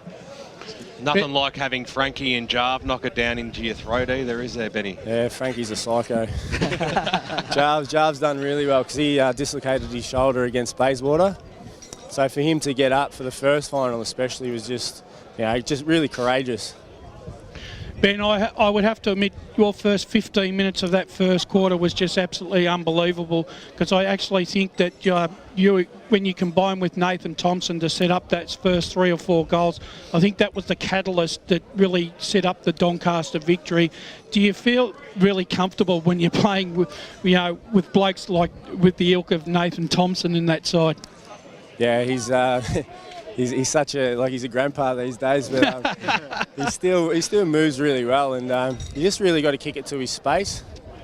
And when you get guys like Anarchis, and Anarchis is clearly our best player, getting it out to me constantly. Heath, Scotland in there doing all the hard work.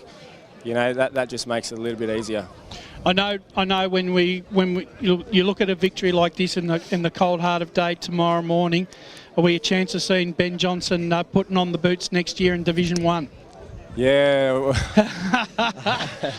Well, at the start of the year, it was definitely my final year.